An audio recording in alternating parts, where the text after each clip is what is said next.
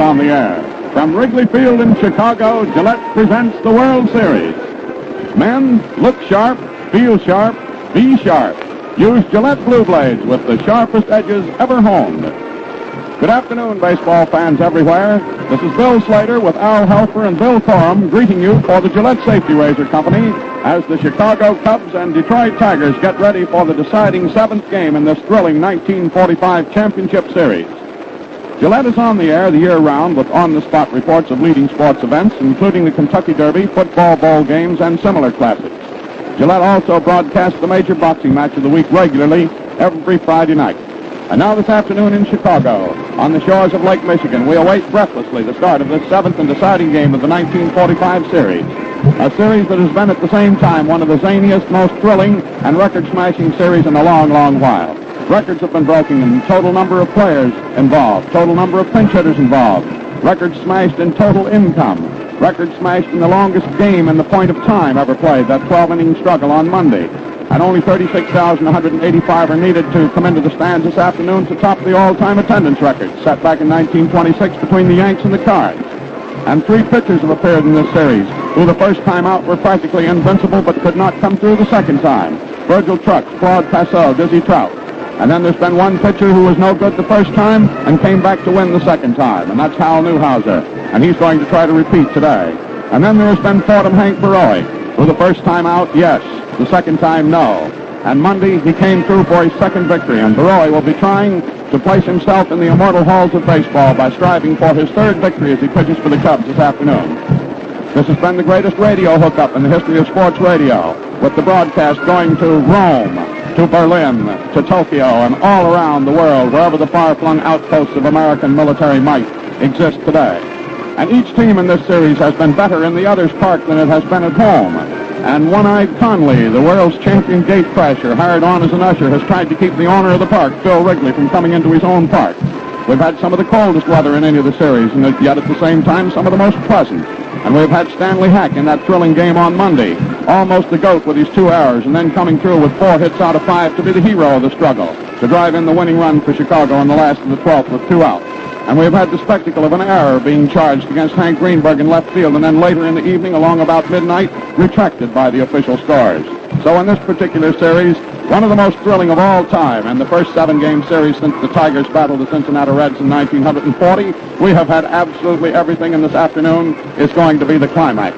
And now to give you his own inimitable view of what's coming up this afternoon is the great sports columnist and our friend Bill Corum, looking very sharp today, Bill. Thank you, Bill. And we're right back where we started in Detroit last Wednesday as far as this series goes. Except, of course, that whatever may happen today, saving the remote possibility of a tie game called Because of Darkness, this is payday. Steve O'Neill and Charlie Grimm led with their aces in that first game in Briggs Stadium and are going to lead with them again in this 7th and deciding game. Al Newhouser for the Battening Bengals and Hank Baroy for the Clawing Little Bears, which gives Baroy a chance to tie another World Series record, by the way. If the tall Jersey right-hander should win this afternoon, he will become the second pitcher ever to win 3 games and lose 1 in the same series. I think that's true. I wouldn't want to bet all the tea in China on it, even if I had all the tea in China, but I believe that grand pitcher of the Chicago White Sox of many seasons back, old Urban the Red Faber, won 3 games in the 1917 World Series and lost 1. Of course, Matheson, Jack Holmes, the only pitcher beside Baroy ever to win for both leagues, Stan Kovaleski, Babe Adams, and Faber all have won 3 games in one series. But none except Faber ever won 3 and also lost 1. And that will be Baroy's record if he can come through this afternoon. If Newhouser's arm was in good shape, you'd have to give him a distinct edge over Baroy and most any other flinger around today as well.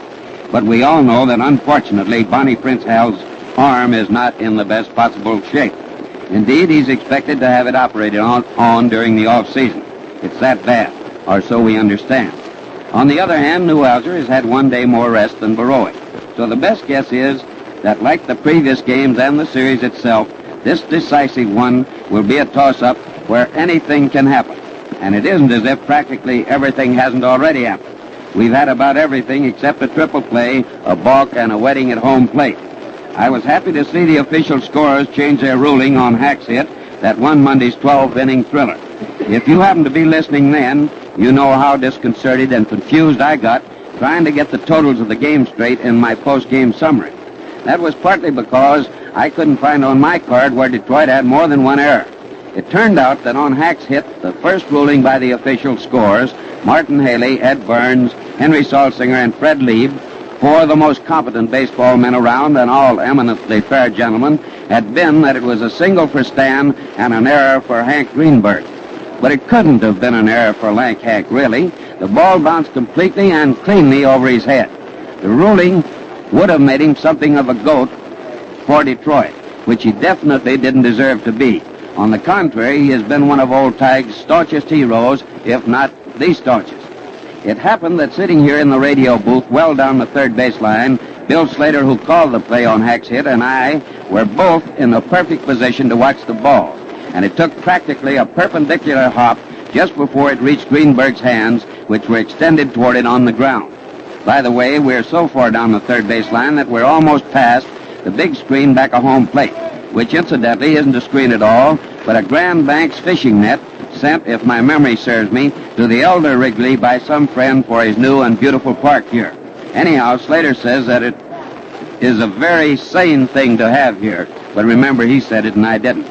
Now, Baroy's record, if it materializes, is not the only one that will be tied, set, and broken in this game. All sorts of new records will fall, but you've heard most of that from Slater's already. The main thing is the game itself. I hope it'll be just half as exciting and pulse-pounding as Monday's sensational Battle Royal. And that the better team will win it, and the series too, of course. It's been a wonderful series, even if it hasn't produced the best baseball ever seen by a mighty long shot. The fans have loved it as they should, and it's been a real pleasure and privilege for us to bring it to you listeners the best we could, particularly to our boys over and on the seas, in the Pacific, Japan, Europe, on their ships, and everywhere they are. Which reminds me, Harry Roberts, baseball writer for the Chicago Daily News and a lieutenant in the Navy, Brother Helfer, flew in from San Francisco this morning to see the final game and root for the Cubs. He just landed from the carrier Ticonderoga, straight from Tokyo, and he heard the broadcast of the other games at sea by shortwave. And that's that for now, fans, but I'll be back to give you a quick summary of the highlights when the game ends.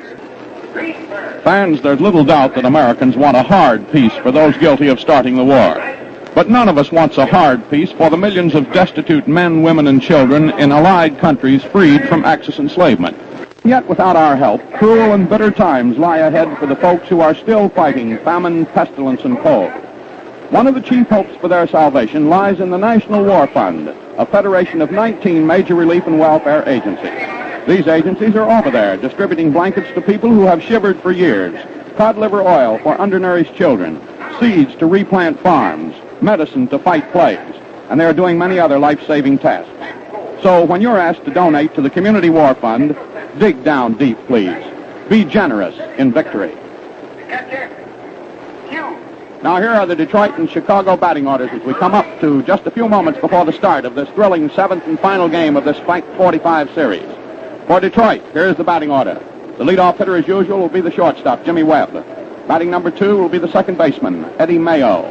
Batting third will be the center fielder, Roger Kramer, C-R-A-M-E-R. Batting fourth will be big Captain Hank Greenberg, the left fielder. Batting fifth will be Roy Cullenbine, the right fielder. Batting number 6 will be Rudolph York, the first baseman. Batting number 7, Jimmy Outlaw, the third baseman. Batting number 8, Paul Richards, the veteran catcher. And batting ninth, young Prince Hal Newhouser, the talented lefty who is a Detroit boy all the way. So there's the batting order for the Detroit Tigers. For the home-standing and embattled Chicago Cubs, they will bat in this order. The leadoff hitter will be Stanley Hack, the third baseman, who is the hitting star of the series up to this point. Batting number 2 for Chicago, second baseman Don Johnson. Batting third, left fielder Harry Lowry, L-O-W-R-E-Y. Batting fourth, the star first baseman Phil Cavaretta, Chicago boy all the way. Batting number 5, center fielder Handy Andy Pafko, P-A-F-K-O. Batting sixth, the big right fielder Bill Nicholson, N-I-C-H-O-L-S-O-N. Batting number 7, the redoubtable catcher Mickey Livingston. Batting number 8, the veteran shortstop Roy Hughes. And batting number 9th and trying for the Iron Man stunt in the 1945 series, Fordham Hank Baroy, the New Jerseyite, who is just now completing his warm-up pitches down in front of the Cub dugout down the third base line. Here are the umpires: Art Passarello of the American League at the plate, Jocko Conlon of the National League at first, Billy Summers of the American League at second, and Lou Jorda of the National League at third. Now that's the way the scene is set at this particular moment, and while we're waiting for the umpires to come to home plate to confer with the rival managers, Jolly Charlie Grimm and Stout Steve O'Neill, we're going to pause 10 seconds here for station identification. Remember, men, look sharp, feel sharp, be sharp. Use Gillette Blue Blades with the sharpest edges ever honed. This is the Mutual Broadcasting System. This is WGN Chicago, serving the Middle West.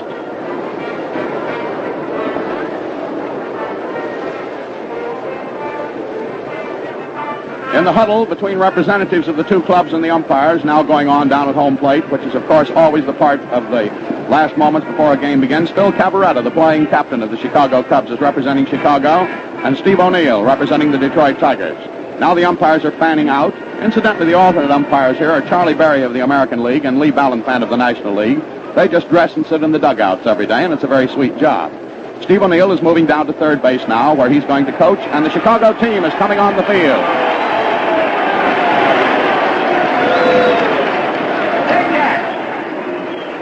Art Mills will coach at first for the Detroit Tigers. And now, with the Cubs out on the field in their proper defensive order, the whole crowd, and it's a throng, rises to its feet. Heads are bared. Hands snap up a right-hand salute on the part of the military personnel here. And arm in hands, band plays the national anthem.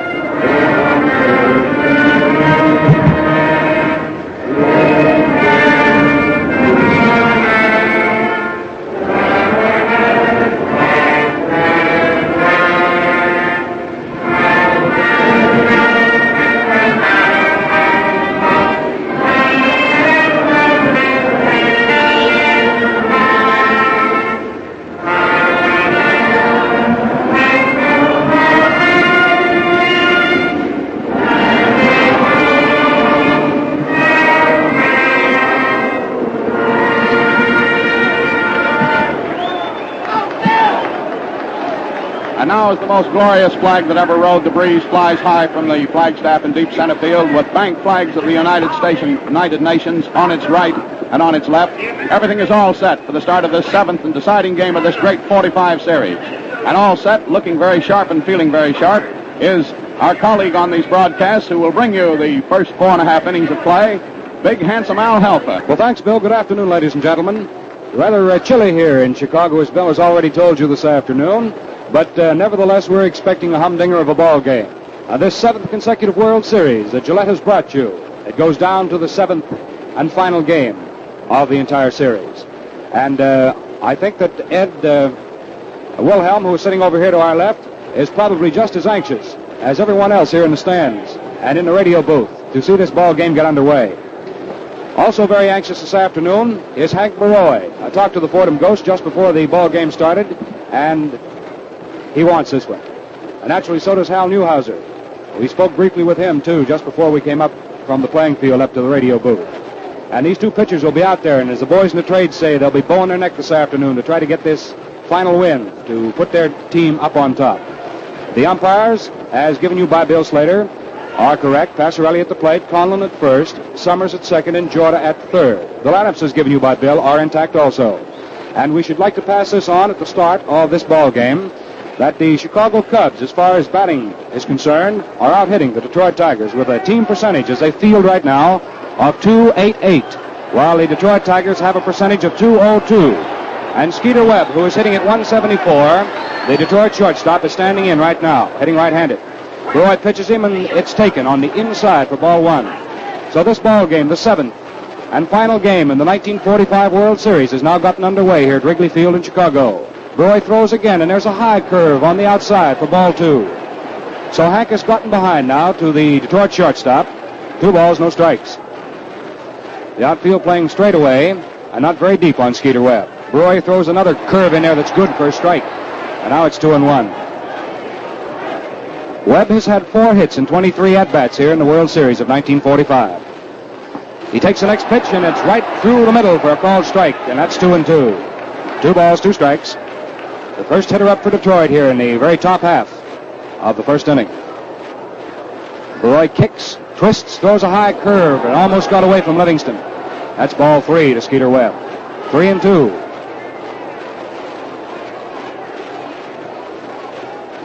Hank Broy on the mound for Chicago. His battery mate is Mickey Livingston. Broy throws 3-2. Webb swings on it. There's a clean base hit through the hole between first and second and into right field. And Skeeter Webb opens the top of the first inning with a single to right field. And that, incidentally, in the series is hit number 19 off Broy. Hit number 1 off him this afternoon. The batter now hitting at .217 is second baseman Eddie Mayo of Detroit. He hits left-handed and is opening his stance more of late. He pulls that right foot down toward first base. Sort of guards the plate slightly from behind. Broy checks his runner at first, throws to the plate. Mayo swings on it. There's another clean base hit right through the hole into right field. Skeeter Webb is coming off second base. There's Nicholson's throw into third, but it's not nearly in time. With the hit and run on, Webb moves into third base as Mayo singles behind him into right field. That's hit number 2 off Broy, and that's the 20th base hit he's given up here in the 1945 World Series. And Paul Derringer starts hurriedly to get ready down in the Chicago bullpen. So big Paul Derringer is starting to throw very rapidly. Runners at first and third for Detroit. No outs. And here is Doc Kramer, who is tied for the number 4 spot in hitting honors of all the ball players playing in the series. He's hitting at .333, as is Captain Hank Greenberg. But Kramer, hitting left-handed, is up there now. There's a quick throw to first base just to keep Mayo close. Cavaretta returns that ball to the mound. Now Broy is ready. Checks the plate. Throws to the plate. There's a low curve on the outside, Doc Kramer, for ball 1. 1 ball, no strikes. This is the top of the first inning, and the Detroit Tigers are threatening. Broy checks the runner at first, now at third, then throws a high curve in there that's flipped out into short left field. It may fall in for a base hit. It does fall in. Here comes Webb in from third, easily to score. And it's 1-0 Detroit.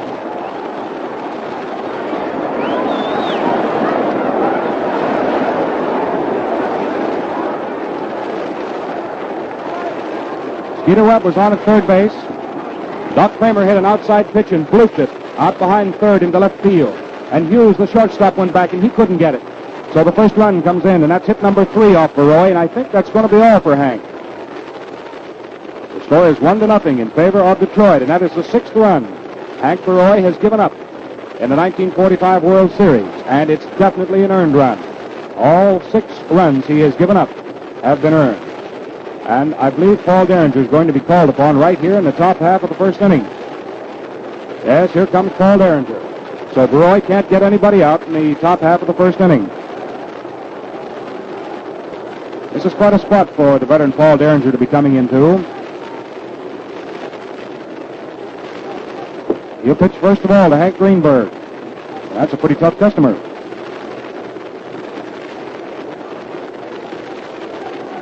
So Paul Derringer is being called upon. Hank Broy apparently did not have his stuff this afternoon against Detroit. So Derringer has come on. As far as Derringer is concerned, he's done a little pitching before in this series also. He's pitched 3 2/3 innings. There's a round of applause for Hank Broy.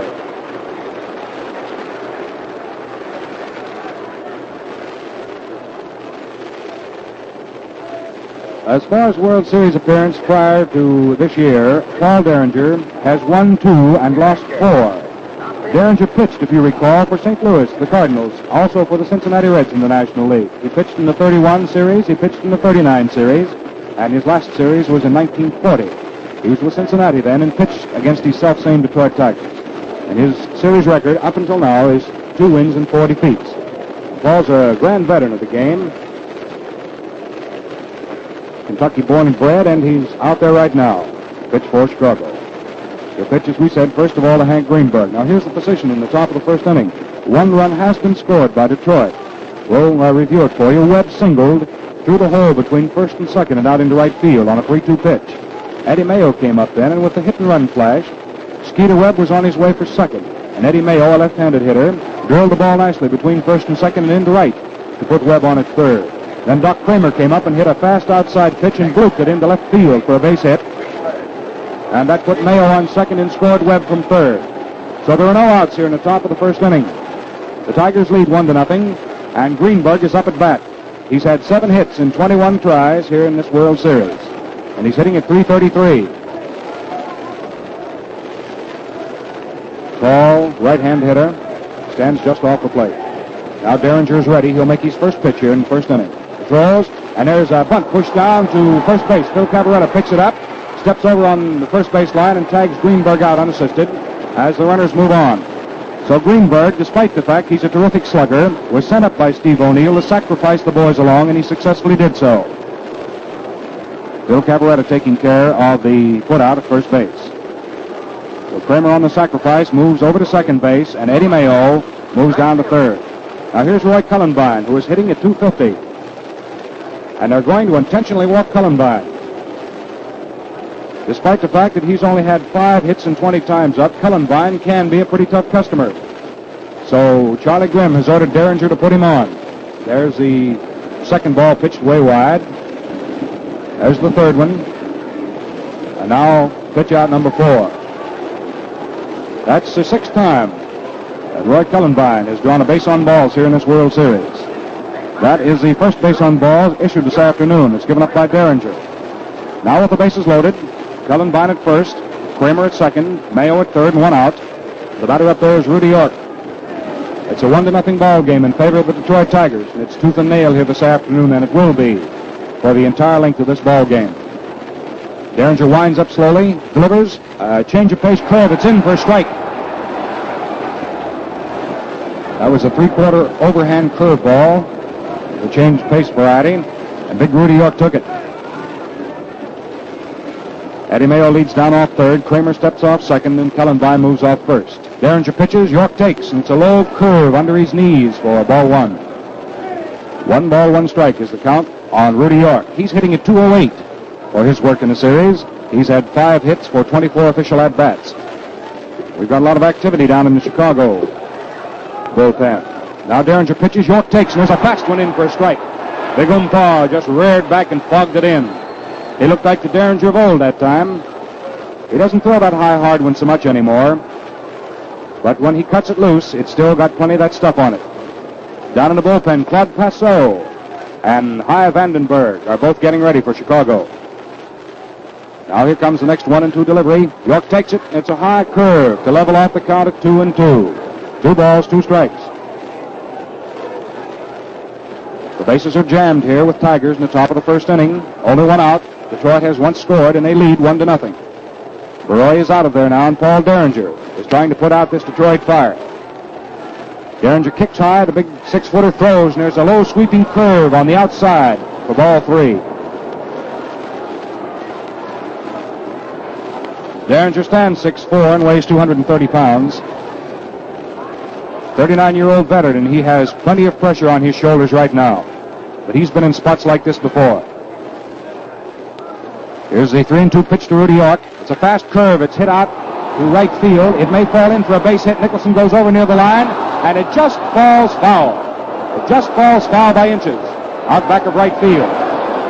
Rudy York almost hit one, but it just veered off and went foul by inches way deep in the corner. So that means that Rudy York is going to have to come back and do it all over again.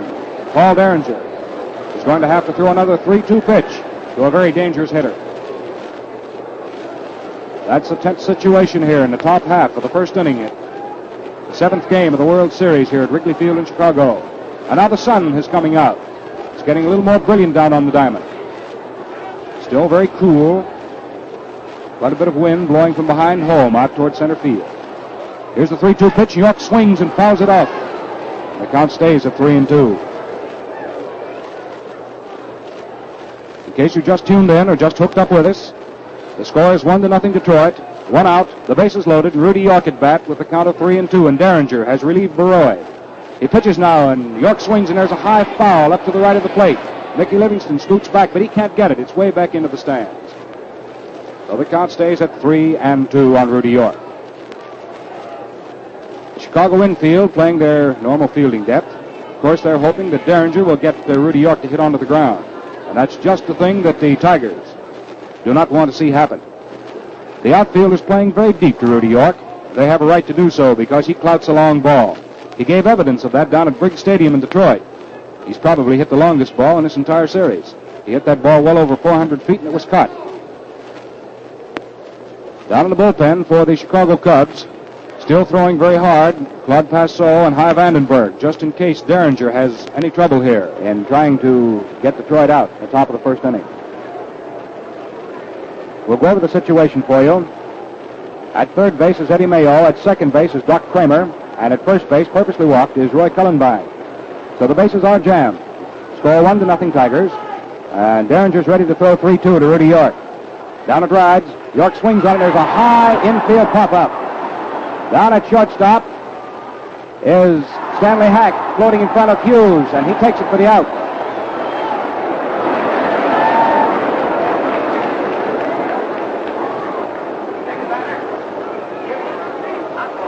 Well, that's the second out now for Detroit in the top half of the first inning. And Paul Derringer came down behind the plate to back up that play just in case. And he picked up Mickey Livingston's mask and handed it to Mickey and patted him on the back as if to say, you helped me get him out of that one. Well, that was the all-important out as far as Derringer was concerned. Still, he's not out of the woods by a long shot. The bases are still loaded here with Tigers in the top of the first inning. And Jimmy Outlaw, who is hitting at 167, is standing in. Outlaw, a right-handed choke hitter, stands deep at the plate, and the little fellow sort of crouches over slightly from the waist. Derringer pitches him, and Outlaw takes. And there's a low curve at his knees for ball one. Mayo takes his lead off third. It's a generous lead. Derringer's paying him no mind. He's busily engaged pitching to Outlaw, the Detroit third baseman.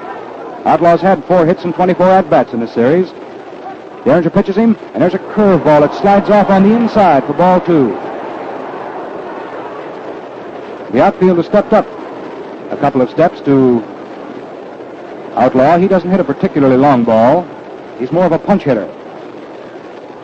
Now Derringer, big 6'4" right-hander, delivers, and there's a high curve right off the point of the chin of Outlaw for ball 3. 3 balls, no strikes. Derringer visits that Rosenbag. As far as he's concerned, there's an awful lot riding with every pitch he makes.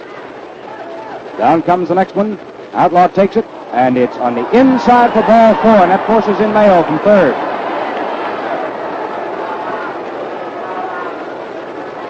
That's the second walk given up by Derringer, but he lost this man. He walked Cullenbine purposely. However, that run is charged against Baroy. So it's a 2-0 ball game now in favor of the Detroit Tigers. Paul Richards comes wandering up to the plate to do a little hitting for Detroit. He's the 8th man to come up here in the top half of the first inning.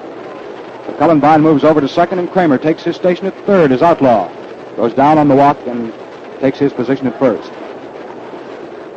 The bases are still loaded, still 2 outs. Score Detroit 2, Chicago nothing.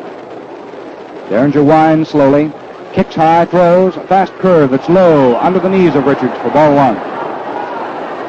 This tall Texan stands almost straight up and down at the plate and hits him right-handed. He stands deep just as far back as he possibly can. He's hitting at 133, 2 for 15. He swings on the next pitch and falls down as he foul tips it. Well, the count on Richards now is 1-1. 1 ball, 1 strike. The outfield fans slightly around the left, and out in left field, Peanuts Lowry is playing deep to Paul Richards. Hughes at shortstop has come down a couple of steps toward the foul line, the left field foul line, and he's playing deep in the hole at shortstop. Derringer throws. There's a fast one swung on and fouled back into the screen for strike 2. So the count on Richards is 1 ball, 2 strikes. There are 2 outs on Detroit here in the top of the first inning. They lead the Cubs by a margin of 2 runs as the score stands. Detroit 2, Chicago nothing. Derringer in a lot of trouble, not of his own making, but nevertheless he's had to shoulder the burden. He's out there. He throws 1 and 2 now, and Richards swings.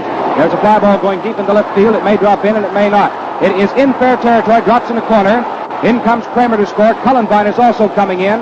Outlaw comes around, and he too scores. It's a double for Richards.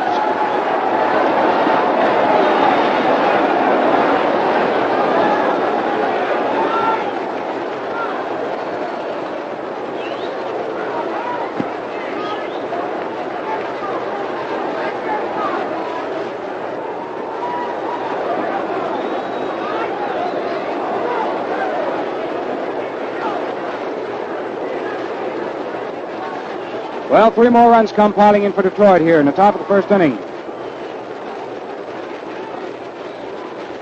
Detroit has a total now of 5. The man at the plate is Hal Newhouser, hitting left-handed, and he takes the first pitch high for ball 1. Richards leads down off second base. Derringer pitches, and there's 1 swung on and missed for a strike. So the count on Newhouser is 1-1.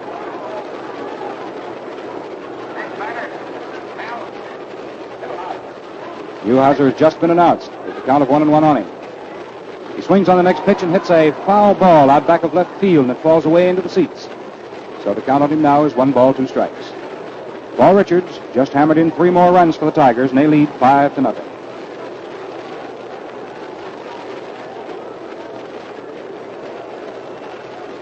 Derringer throws. There's a low curve under the knees of Newhouser for ball 2. That makes his count 2-2. Hal hitting left-handed, standing very deep at the plate, sort of guarding it from behind. 4 runs have been scored off Baroy and 1 run off Derringer. Now Paul is ready. Down comes the next pitch, and Newhouser hits 1 down to second base. Johnson comes up with it at second, throws to Phil Cavaretta, and that's all for Newhouser, going out 4-3.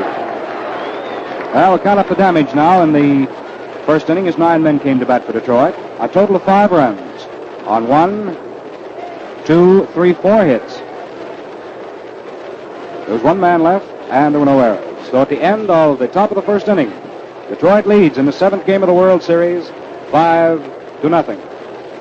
And now, men, before this final game of the 1945 World Series goes any further, let me point out that you look better and feel better when you shave the smooth, refreshing all Gillette way. Yes, when you soften your whiskers with Gillette shaving cream, lather or brushless, and whisk them off with today's Gillette Blue Blade and your Gillette razor, your face looks and feels its very best. You see, Gillette shaving creams are thoroughgoing, fast-acting beard softeners that hold abundant moisture and stay wet on your face. What's more, today's Gillette Blue Blade has the sharpest, smoothest finished edges that ever sailed through a fellow's whiskers. Working together, they give you the swellest shaves of your life. Ask your dealer for Gillette brushless or Gillette lather, a quarter, and shave this easier all Gillette way. Remember, look sharp, feel sharp, be sharp. Use Gillette Blue Blades with the sharpest edges ever honed. Now for the last half of inning number 1. It's a 5-0 ball game in favor of the Detroit Tigers as they went out and got themselves 5 right in the very first frame. They got themselves 5 runs on 4 hits. 3 hits coming off Baroy and 1, a damaging double, coming off the offering of Derringer. Now Stanley Hack gets a round of applause as he steps up to the plate to be the first Chicago Cub hitter. He's leading all hitters here in the series at 440. He takes the first pitch as Newhouser zips a fast one in there for a strike. Hack hitting left-handed, stands deep at the plate. Newhouser takes his sign from Paul Richards, pumps once. 24-year-old left-hander delivers, and Hack hits the ball down to third, and it's foul just outside of the bag. So the count on Stanley Hack is no balls, 2 strikes. Hack's had 11 hits for 25 at-bats here in this series for a percentage of .440 as he stands at the plate this red-hot second. If he gets another base hit, he's going to be able to tie a record of long standing. We'll tell you about that if and when it happens. He takes the next pitch, and it's a curve in there for a called strike 3, and Hack knew it. So the first man Newhouser faces, he strikes out here in the last of the first inning. And that's strikeout number 1 for Newhouser this afternoon. That's strikeout number 13 for him in his 11 and 2/3 innings pitched in the World Series. Now Don Johnson hitting at 167. It's right-handed, is standing in. He takes a look at the first pitch, and it's a high curve up above the letters of the shirt. That's ball 1. 1 ball, no strikes. Newhouser gets ready. Young Paul throws a fast one in there that's hit out over shortstop and out into left center field. Doc Kramer chases it, picks it up, but Johnson is on his way to second. Here comes the throw. It's not in time, and Johnson slides, and he's safe at second with a double.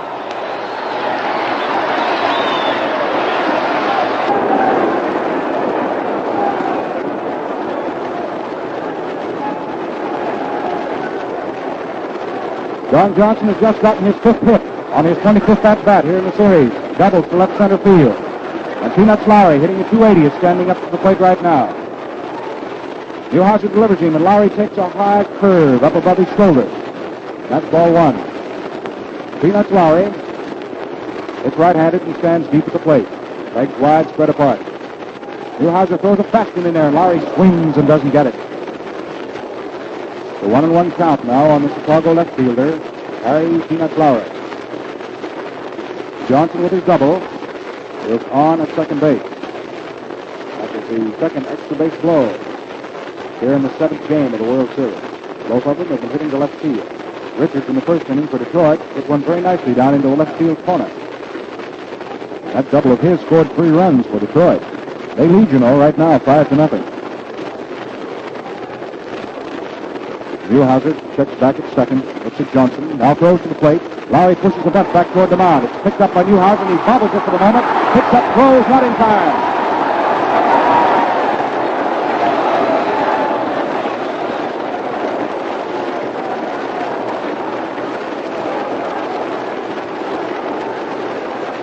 Well, Hal Newhouser went after Peanuts Lowry's bunt, and by the time he got his hands on it, he bobbled it for the moment, and then threw late to first base.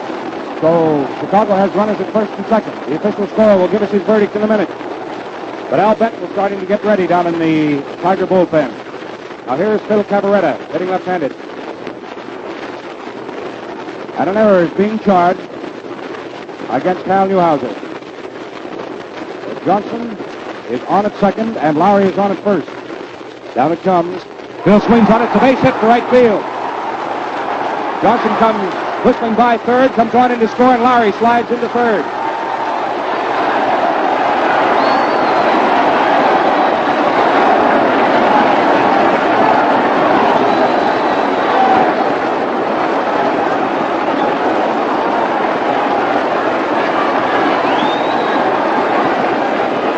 Phil Cavaretta teed off on one and smacked it right past Eddie Mayo and out into right field for a base hit. And on the blow, Don Johnson came on in from second to score. And Peanuts Lowry, running on the blow, moved into third base. So now Chicago has runners at first and third, 1 out, and the score is 5-1 in favor of Detroit. And there's a big conference right now down at the mound with Hal Newhouser. Eddie Mayo is in on that conference, and Paul Richards. And he has Paul Richards, for a new shin protector. His shin guard has been snapped in this last operation. So he's getting a new one. Time has been called for it. And that off Hal Newhouser, we would like to go back and say, is the second hit here in this ball game. It is the 17th hit he's given up in the World Series, and that is the 12th run that has been gotten off Newhouser. The first one this afternoon. It's a 5-1 ball game in favor of the Detroit Tigers. And the Chicago Cubs are also bearing their claws here in the last half of the first. They're trying desperately to get back into this ball game because it's winner today taking the series. Now standing up at the plate is Andy Pafko, who is hitting at 208. He takes the first curve, and it's in there for a strike. Just sort of automatically call it a curve when Newhouser delivers because he's got quite an assortment. Pafko is hitting at 208, as we said. He has had 5 hits for 24 at-bats. Pafko swings on the next pitch as the ball hit the short. It's played back to Mayo for 1 out. The throw on to first, 2 outs. That's the first double play here this afternoon. Andy Pafko hit one down to Skeeter Webb at short. He played it very nicely back to Eddie Mayo for the force out on Cavaretta coming down. And then Mayo whipped it over to first base. And that's all. Well, Chicago scores 1 time here in the last half of the first inning. 1 run on 2 hits. There was a man left, and there was 1 Detroit error. So at the end of one full inning of play, the score stands 5-1 in favor of the Detroit Tigers as we go into the top half of inning number 2 right here at Wrigley Field in Chicago. And Paul Derringer comes out of the dugout, moves out to the mound now to start the top of the second inning. But before we get into the top of the second inning, we have just a few moments, seconds as a matter of fact, to pause for station identification. So remember, men, look sharp, feel sharp, be sharp. Use Gillette Blue Blades with the sharpest edges ever honed. This is the Mutual Broadcasting System. This is WGN Chicago, serving Middle West. Skeeter Webb here at Wrigley Field will start the second batting around for the Detroit Tigers. He's starting off in the top of the second inning. Derringer kicks high and throws, and Webb swings on a fast curve and misses for strike one.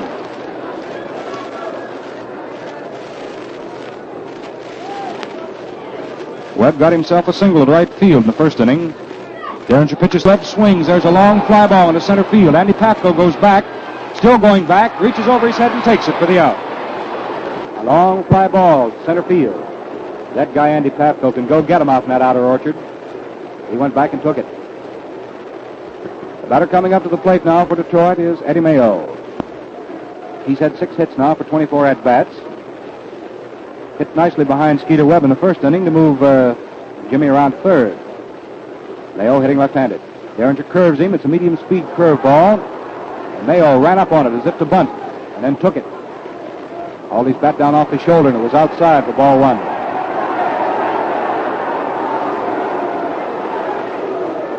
Well, some of the crowd here roaring its disapproval to call of that one.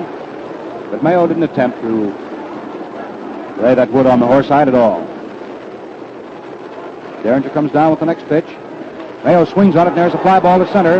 Andy Pafko backs just one step and takes it for the out. And that's all for Mayo, clouding one into straightaway center field.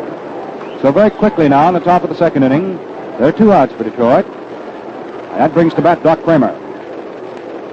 Doc hit the first run in here in this ball game with a looping fly ball into left field. It got Webb in from third. So he's had 1 hit and 1 try this afternoon. Doc hitting left-handed. Derringer tries a blooper ball in there that floats in and over to Doc Kramer for a called strike. Derringer's been working on that pitch all year. Pretty well has it mastered. He tries it again as a knuckler. He threw this time and missed with it just outside. It's 1-1. 1 ball, 1 strike. Derringer doesn't throw that knuckler a great many times, but he's got pretty good control of it.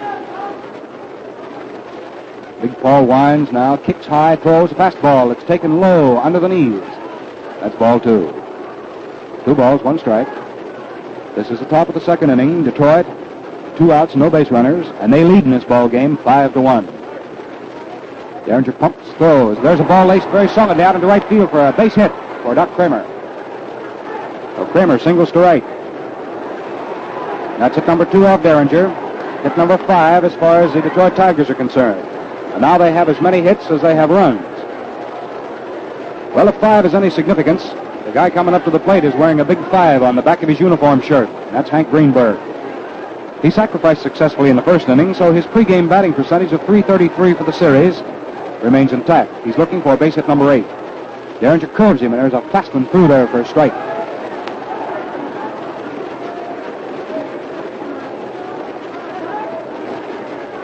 No balls, 1 strike on Hank Greenberg, hitting right-handed. Hank hauls his bat down as if to bunt and then takes the pitch, and it's high and on the outside. That levels the count out to Hank at 1-1. 1 ball, 1 strike. Kramer leads off at first. Cavaretta straddle on the inside corner, holds him close. Derringer checks his runner, then throws to the plate, and Greenberg takes a high curve for ball 2. 2 balls, 1 strike. Hy Vandenberg is still throwing down in the Chicago bullpen, just in case Derringer is going to have any trouble here in the second inning. Greenberg takes another curve, and Derringer thought he had it in, but it was a little low for ball 3. Derringer comes down off the mound and starts to beat to plate umpire Art Passarelli of the American League. Derringer still chinning and jawing with Passarelli. Now Passarelli motions him to go back to the mound and pitch. Derringer starts back there, climbs up on the hill. He's a big fellow, this Derringer. He's quite a competitor. The count he has on Greenberg, who is equally big. 3-1. Of course, Hank doesn't weigh quite as much as Derringer does. But you put them both together on the same side of a cheater board, and they'll hold it down for you. There, Derringer throws quickly to first base, trying to pick off Kramer, but Doc is in time. Now he throws 3-1 to the plate to Derringer, and it's a high curve for ball 4. And Greenberg is walked. That pushes Kramer down to second. That's the third base on balls given up by Derringer. His control has been responsible for 2 of them. He was ordered to walk Cullenvine in the first inning. Now the batter standing in for Detroit is Cullenvine, and he was walked purposely in his first at-bat, so he's coming up for his first official turn right now. Runners at first and second and 2 outs. Cullenvine takes a sweeping curve that's low and down by his shins for ball 1. Mickey Livingston came up very nicely with that pitch.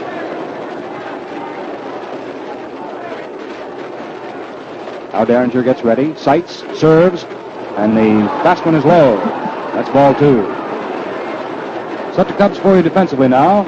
Derringer on the mound, Livingston behind the plate. At first is Cavaretta, at second is Don Johnson. At third is Stanley Hack, and at short is Roy Hughes. Lowry is in left field, Pafko in center, and Bill Nicholson in right. Now the runners take their lead as Derringer throws 2-0. Swung on, beaten down into the ground foul, and that's strike 1.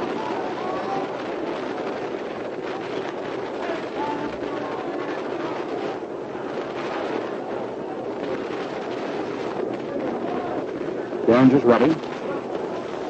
Roy started this ball game for the Cubs. He was belted out in the first inning. Derringer has come on, and he's out there throwing now for the Cubs. He's throwing 2-1 to Roy Cullenvine. 2 outs and 2 on here for Detroit in the second. Cullenvine swings on a high curve and misses it. It's strike 2.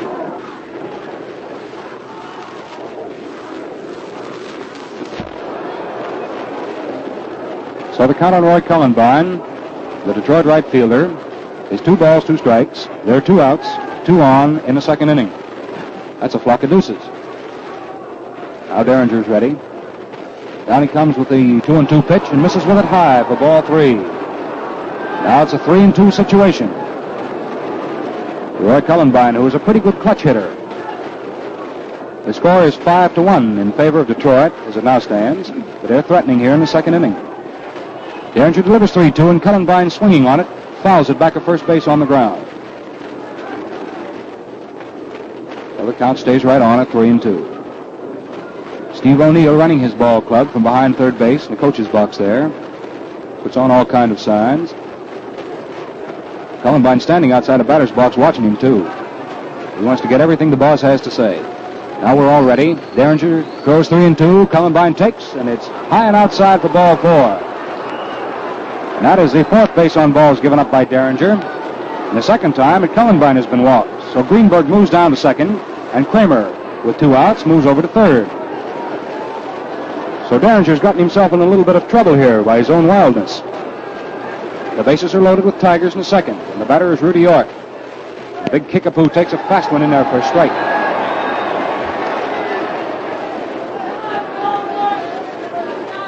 That Derringer and that York, they're a couple of fellows about the same size. Ball over his head easily, kicks, throws. Rudy at the plate takes a fast one in there again for a strike. That was poured over the inside corner just above the knees. Derringer looks down at Mickey Livingston. The Chicago catcher sets him up as a target. Here comes the 0-2 delivery. York takes it, and it's just under his knees for ball 1. The bases are completely populated here in the second inning. Kramer's at third, Greenberg at second, and Cullenvine at first. There are 2 away. Rudy York up there with a count of 1 ball, 2 strikes. Derringer throws to him, and York sits down into the dirt at a high curve. Came right off the point of his chin. So the count on York now is 2 balls, 2 strikes.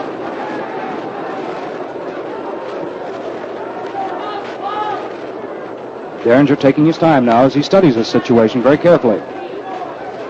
It's a 2-2 count on Rudy York. Derringer throws, York swings, and there's a ball hit out back of right field, and it falls off foul by about 5 feet. There was a line drive spiked by Rudy York. He hit a high outside pitch and dumped it out back of right field. So the count stays right on to Rudy at 2-2. York's a little base hit hungry. He'd like to get himself a hold of one. Of course, Derringer has other ideas as he gets ready for this next 2-2 delivery. Down it rides. York swings on it and gets just enough of it to tip it foul. It scoots back on the ground all the way to the screen. Well, the count on York is 2-2. The count in the ball game is Detroit 5 and Chicago 1. Derringer hasn't waded through the tall grass here yet in the second inning. He's having himself a little trouble. He winds, throws 2-2. York takes a high curve for ball 3. Now it's 3-2. It's gone right down to the wire, and when Mickey Livingston fired that ball back to the mound, Paul Derringer sort of snapped it right out of the air with his gloved hand. He's a little mad at himself out there at the mound right now. It's a 3-2 count on Rudy York. The bases loaded and 2 outs. We're in the top of the second inning. Derringer throws 3-2, and it's taken by Rudy York on the inside for ball 4. So another Detroit run is pushed across the plate as Doc Kramer comes over to score from third base. The bases remain loaded as Greenberg takes his station at third, and Cullenbine moves down to second. That is walk number 5 and run number 2 given up by Derringer. And the score stands now at 6 for Detroit and 1 for Chicago. And I think that's going to be all for Big Paul Derringer. Yes, he's coming out of there now, and Hy Vandenberg, another right-hander, is going to come on to pitch for Chicago. So Derringer is all through. He came in and pitched the first inning after Barroy couldn't get anyone out. So he pitched 1 inning in 2/3 of the second. So he's pitched 1 2/3 innings, and he's out of there. This is not Derringer's ball game to lose, should it wind up this way, because he came in with his ball club behind. It now stands it's Barroy's game, but Hy Vandenberg is coming on here. Vandenberg. Hy Vandenberg pitching in the second inning. The 2 away and the bases loaded, and he'll throw first of all to Outlaw, the third baseman. As far as Vandenberg is concerned, here in this World Series, he has pitched 2 2/3 innings in relief. He's given up a couple of bases on balls. He struck out no one. He's won none, lost none. So Vandenberg takes the mound for Chicago. He's the third pitcher for Charlie Grimm. Hy Vandenberg. Now pitching. Hy Vandenberg. Jimmy Outlaw steps up there with the bases loaded. Greenberg at third, Cullenbine at second, and York at first. It's a 6-1 ball game in favor of Detroit. Vandenberg delivers. It's a 3/4 overhand pitch. It's in there for a strike. Little Jimmy Outlaw came up in the first inning, and he too was walked.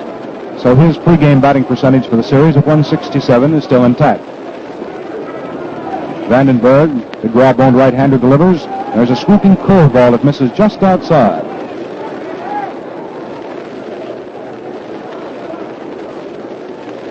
Outlaw digs back in. Stands deep at the plate. Holds that bat high on his right shoulder. Vandenberg twists, throws a curveball. It's hit right back to the mound. Vandenberg knocks it down with his body, then picks it up, throws it to Cavaretta, and that's all for Outlaw and the Tigers in the second.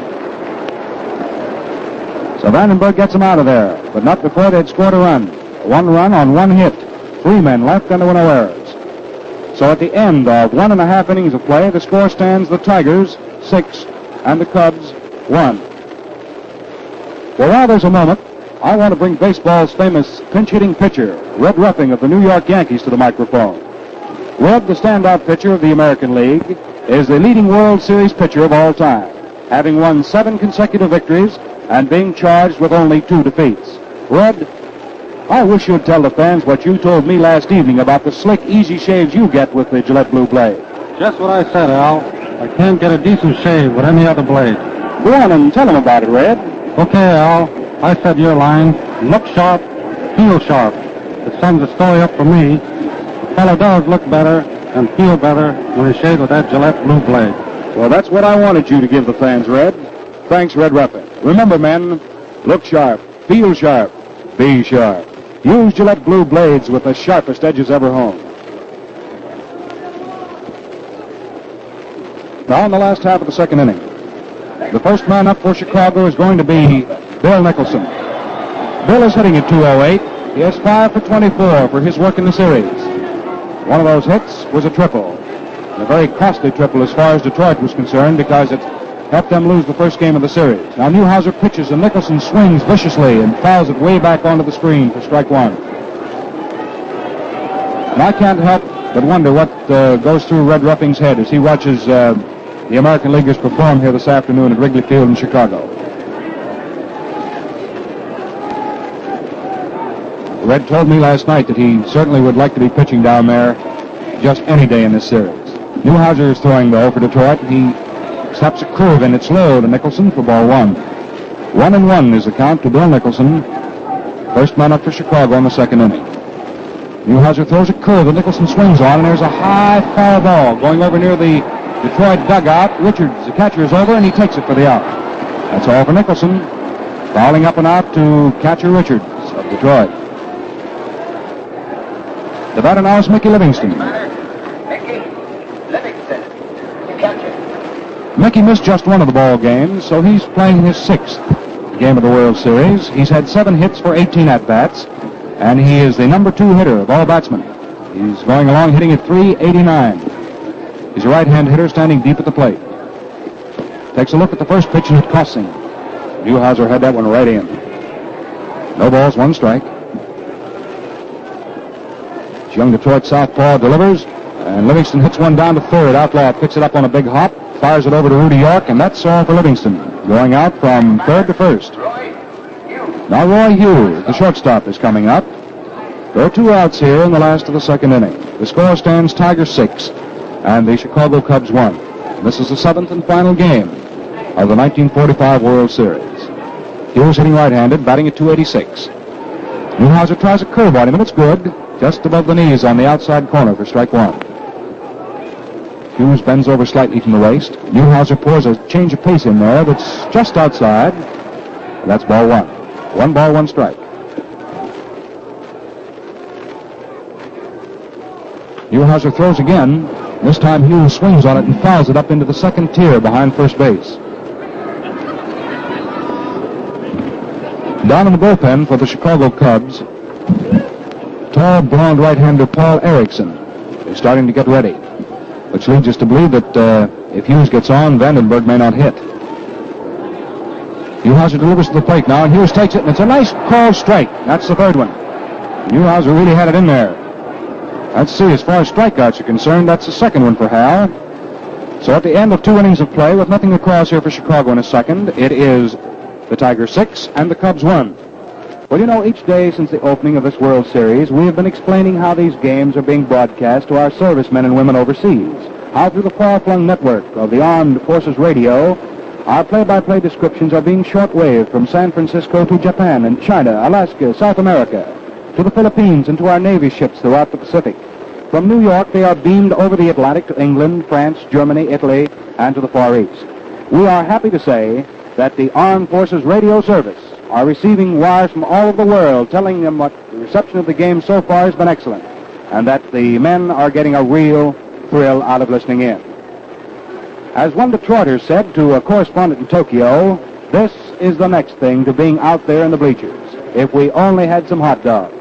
Yes, our bleachers this year extended clear out to Tokyo on one side and over to Berlin and Vienna on the other side. To all you men and women out there, we send our greetings and our sincere hope that you'll be back here with us when the World Series rolls around next year. Well, the third inning has rolled around here at Wrigley Field in Chicago. It's a 6-1 ball game in favor of the Detroit Tigers as we start the first half of inning number 3 with Paul Richards, the Detroit catcher, up at bat. Richards doubled back in the first inning to knock in 3 runs for the ball club, so he probably feels very fine about it as Hy Vandenberg makes the first pitch. It's a fast called strike. Livingston sets out the sign. Vandenberg takes it, throws that pitch. It's a curveball of medium speed variety, low for ball 1.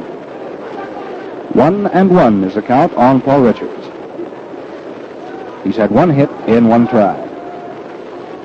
Vandenberg tries another curve, and Richards takes it, and it's a sweeping curve that bites over the outside corner for a called strike. So that makes the count 1-2 on the Detroit catcher. Vandenberg pumping nervously. Now throws a curveball that's in there for called strike 3. And that's all for Richards. He took it with his bat on his shoulder.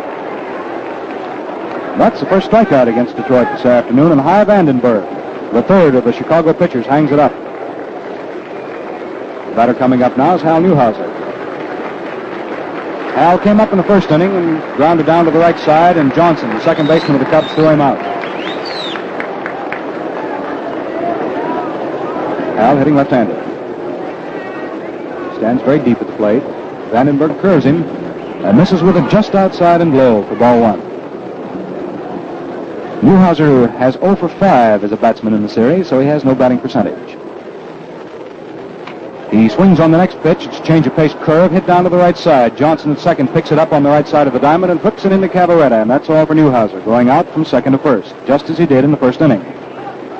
So that's the second out now for Detroit, here in the first half of inning number 3. Skeeter Webb is coming to the plate now. He's had 1 hit and 2 tries. He got a single to right back in the first inning, if you recall.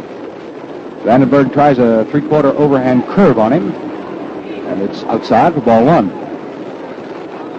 Webb standing forward at the plate this time. It's as close to the pitcher as he can. He swings on the next pitch and beats it down foul to the left of the plate, and it rolls back toward the Chicago dugout. So the count now on Skeeter Webb is 1 ball, 1 strike. 2 outs, top of the third inning, and the score stands at 6-1 in favor of Detroit over Chicago. Vandenberg's ready, now hustles his pitch down there, and Skeeter Webb swings on a wide curve and doesn't get it. That's strike 2. He really reached for it, too. He wanted to hit that one. 1 ball, 2 strikes. Webb's always nervous with that bat at the plate. He pumps it back and forth. Now he swings on this next pitch, hits a slow roller to shortstop. Hughes comes in nicely, picks it up, throws it to Cavaretta in time by a stride. And that is all for Webb, going out from short to first. So in the third inning for Detroit, no runs, no hits, no errors, and nobody left. And the score, Detroit 6 and Chicago 1. Red Ruffing, stalwart Yankee pitcher, speaking from this booth last inning, told you about the slick, easy shaves he gets with today's Gillette Blue Blade. Now, there are millions of shavers just as enthusiastic as Red Ruffing about this finest of razor blades. In fact, the Gillette Blue Blade is number 1 in preference the world over because it's number 1 in sharpness. Yes, today's Gillette Blue Blade has the sharpest edges ever honed. So sharp, so smoothly finished, so easy shaving, that tough beard's no problem at all. It's mighty easy to check, old Al. Just ask for Gillette Blue Blades and see how quick and how easy and how smooth and refreshing shaving can be. Man, what shaves you get. Remember, look sharp, feel sharp, be sharp. Use Gillette Blue Blades with the sharpest edges ever honed. We pause now 10 seconds for station identification. This is the Mutual Broadcasting System. This is WGN Chicago, serving the Middle West.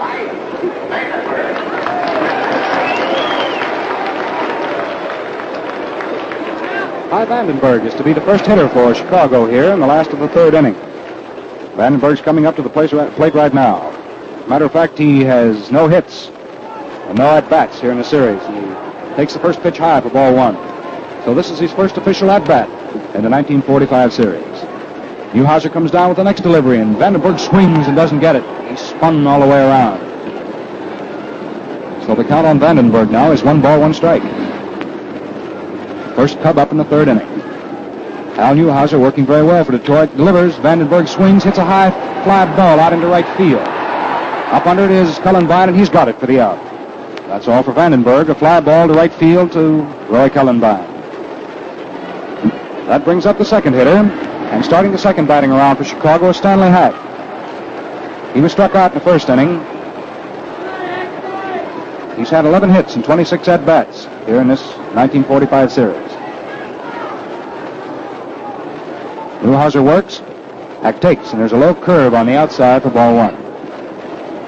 If Stanley Hack can get himself another base hit in this World Series, he will tie Eddie Rice of Washington and Pepper Martin of the St. Louis Cardinals for 12 hits in a single series.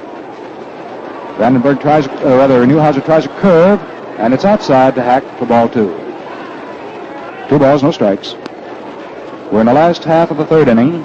The score is 6-1 in favor of Detroit, and 1 out for Chicago. No base runners, and Stanley Hack is up there for his second at-bat.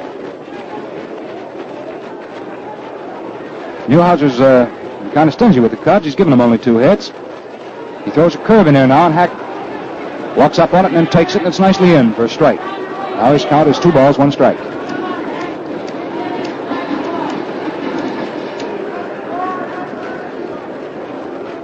Newhouser comes down with a fast one. It's in there for called strike 2, just above the hack knees and on the outside corner. Now the count on the Chicago third baseman is 2 balls, 2 strikes.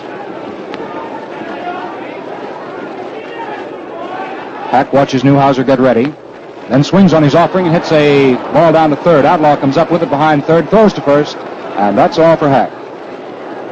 Hack going out, from third to first, being thrown out by his opposing third baseman, Jimmy Outlaw. So that's the second out here in the last half of inning number 3. The batter now is Johnson.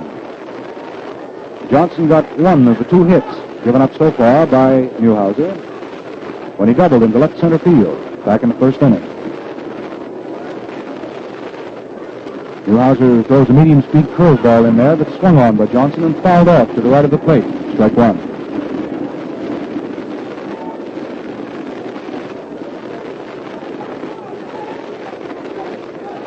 Now Newhouser with the new ball is ready. Newhouser fogs a fast one in there. It's hit back past the mound, back at second. Skeeter Webb rides behind second, makes the pickup and the throw to first nicely for the out. And that's all for Johnson. Going out from short to first, being thrown out by Skeeter Webb. So there's nothing across for the Cubs here in the last half of the third inning. No runs, no hits, no errors, and nobody left. The score at the end of 3 innings of play in the 7th game of the 1945 World Series is Detroit 6 and Chicago 1. As a matter of fact, Detroit has 6 runs on a total of 5 hits. They have committed 1 error. While for the Chicago Cubs, they have 1 run on a total of 2 hits off Newhouser, and they have committed no errors. So we're headed for the top of the 4th inning here at Wrigley Field in Chicago.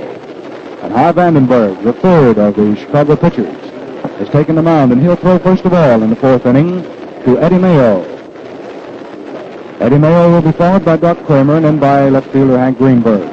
Mayo has been up twice in this ball game and has had 1 hit in 2 attempts. Back in the first inning, he got a single to right field. In the second inning, Mayo flied to center. Kramer hasn't been stopped so far today. He's had 2 hits, a single to left and a single to right in his 2 at-bats. And then Hank Greenberg sacrificed successfully in the first and was walked in the second. So Greenberg hasn't been up there really officially.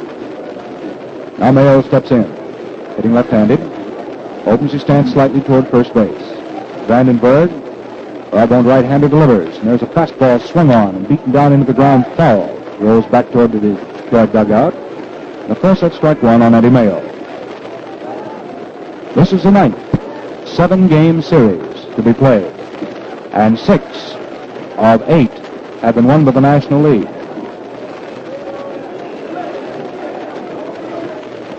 Vandenberg tries a low curve this time. Change of pace variety, and it's ball 1. 1 ball, 1 strike to count on Eddie Mayo.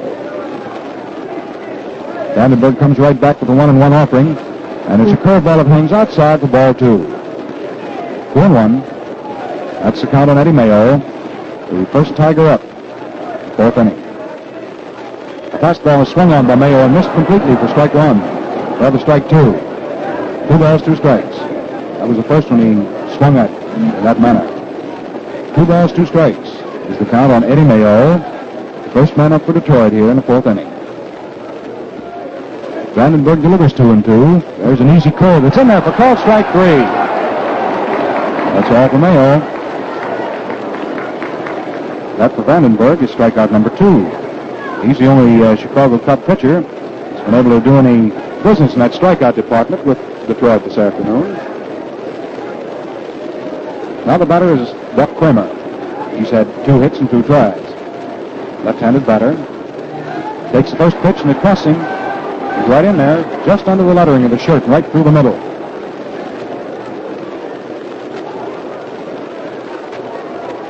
Vandenberg rolls back, comes down with a change of pace curve that's reached for, and there's a high pop-up back at shortstop. Hughes goes back about 15 feet on the grass in left field and grabs it for the out. That's all for Kramer, so he's been stopped now. That's the second out, the top of the 4th inning. That brings up Hank Greenberg for his first official at-bat. His pregame batting percentage of .333 is still riding. Look at that outfield move back when Greenberg digs in. Lowry moves back and left. Pafko moves over into left center, moves way back. Vandenberg tries a curve on him. Greenberg takes it high for ball 1. Nicholson is over almost into right center field. Big hole in right field down near the line. Vandenberg throws and Greenberg takes. There's an inside curve just off the short ribs for ball 2. 2 balls, no strikes.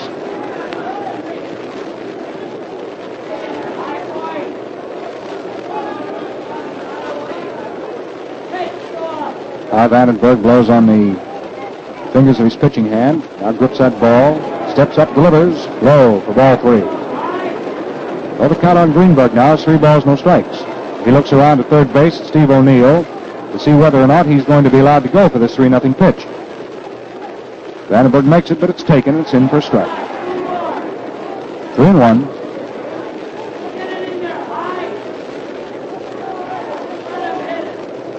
Greenberg waves that War Club back and forth. Takes this next pitch, and it's under his knees and on the inside for ball 4. So Greenberg has walked with 2 away here in the 4th inning. That's the first walk given up by Vandenberg. That's walk number 6 that has been given to the Detroit Tigers. Now the fellow that has been receiving most of the walks is Roy Cullenbine. He's been the recipient of 2 of them, and he's up there now. Vandenberg starts to work on Cullenbine and misses with a low fastman on the inside for ball 1. 1 ball, no strikes. Greenberg steps off at first. 2 away here in the top of the 4th. Cullenbine reaches for a curveball and beats it down into the ground foul. So the count now on Cullenbine is 1-1. 1 ball, 1 strike. Roy hitting left-handed against the right-handed offerings of High Vandenberg. Greenberg steps off at first. Vandenberg's pitch to the plate is swung on. There's a long line drive foul out back of right field. Cullenbine also broke his bat on that one. Fell away from an inside hook and tried to pull it into right, but pulled it too much. Well, the count is 1-2 on Cullenbine. 1 ball, 2 strikes. And a little time has been called here now to allow Cullenbine to walk over to the Tiger dugout, select his favorite piece of lumber.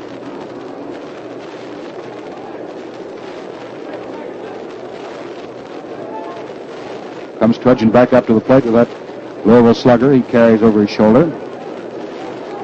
Gets in there now. The count is 1 ball, 2 strikes on Roy Cullenbine. 2 outs in the top of the 4th, and Hank Greenberg, who has walked, is on at first. Vandenberg delivers. There goes Greenberg. The ball is swung on and missed and dropped by Mickey Livingston, but he makes the peg down to first base in time, and it's a strikeout nevertheless. Cullenbine is out of there. So Vandenberg hangs up strikeout number 3, and here in the 4th inning, no runs, no hits, 1 man left, and there were no errors. So at the end of 3.5 innings of play, the score stands Tigers 6 and the Cubs 1. Well, we all like to watch a pitcher who can fog them through. Yes, speed's a great thing when it's combined with perfect control. Speed counts for plenty in shaving, too, when it's hooked up with real comfort. Now, that's the kind of shaving you get when you use Gillette Brushless Shaving Cream. Gillette Brushless removes moisture-resisting oil from your whiskers almost instantly. What's more, it blankets a barrel of water against them, giving every bristle a thorough soaking. Yes, Gillette Brushless softens stubble in jig time and stays wet on your face. Lubricate your blade and make shaving lots quicker and easy. For extra shaving speed and comfort, ask your dealer for Gillette Brushless. If he's out of stock today because of wartime shortages, he'll have Gillette Brushless soon. Now for the last half of inning number 4. The score stands 6-1 in favor of the Tigers over the Cubs. And Peanuts Lowry is coming up for his second at-bat here in the 7th game. He's 0 for 1. He was a base runner in the first inning when Newhouser bobbled his attempted sacrifice. Now Hal out on the mound makes the pitch, and there's a nice hook in there for a strike. Little Lowry gets down, gets a double handful of dirt. Former GI waves that bat back and forth now. Newhouser cuts the pitch loose, and Lowry takes it high. That's ball 1. 1 ball, 1 strike.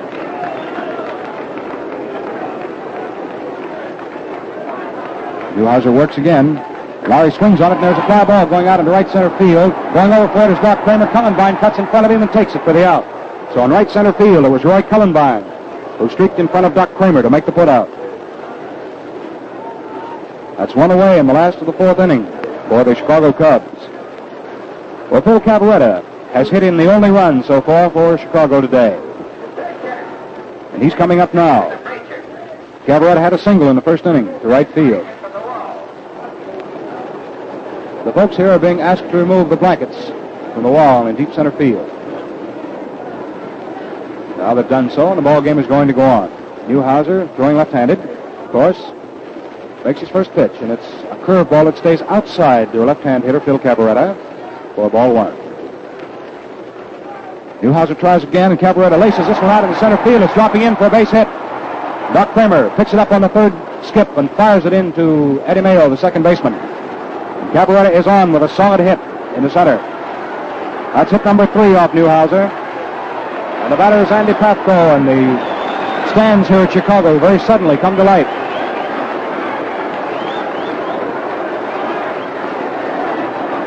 Pafko hit into a double play back in the first inning. He'd like to atone for that right now. He swings on the first pitch and has a fly ball to center. Doc Kramer goes back into his right and misjudges it. The ball falls behind him. Here comes Cabaretta moving into third. Charlie Grimm is waving him on in. There comes a throw to the plate. Cabaretta slides. The ball gets away from Richards. The runner is safe, and Pafko's at third.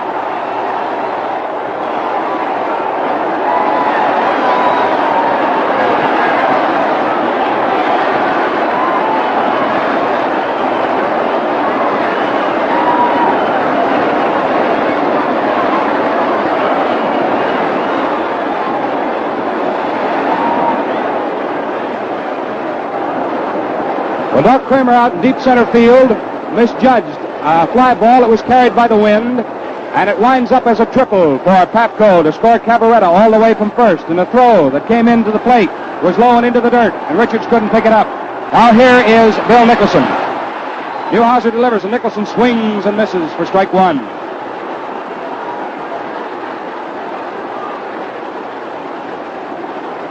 That was hit number 4 and run number 2 off Newhouser.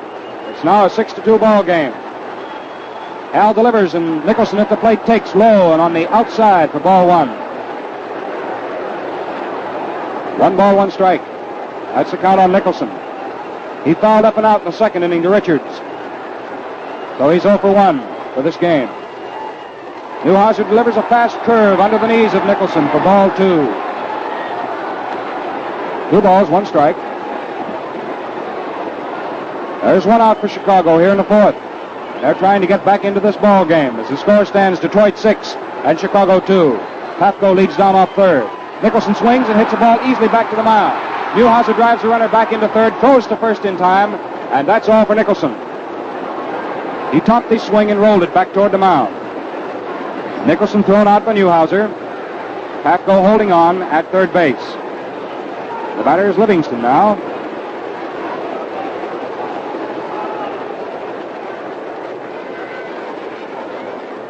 Livingston came up in the second inning and was thrown out by third baseman Outlaw.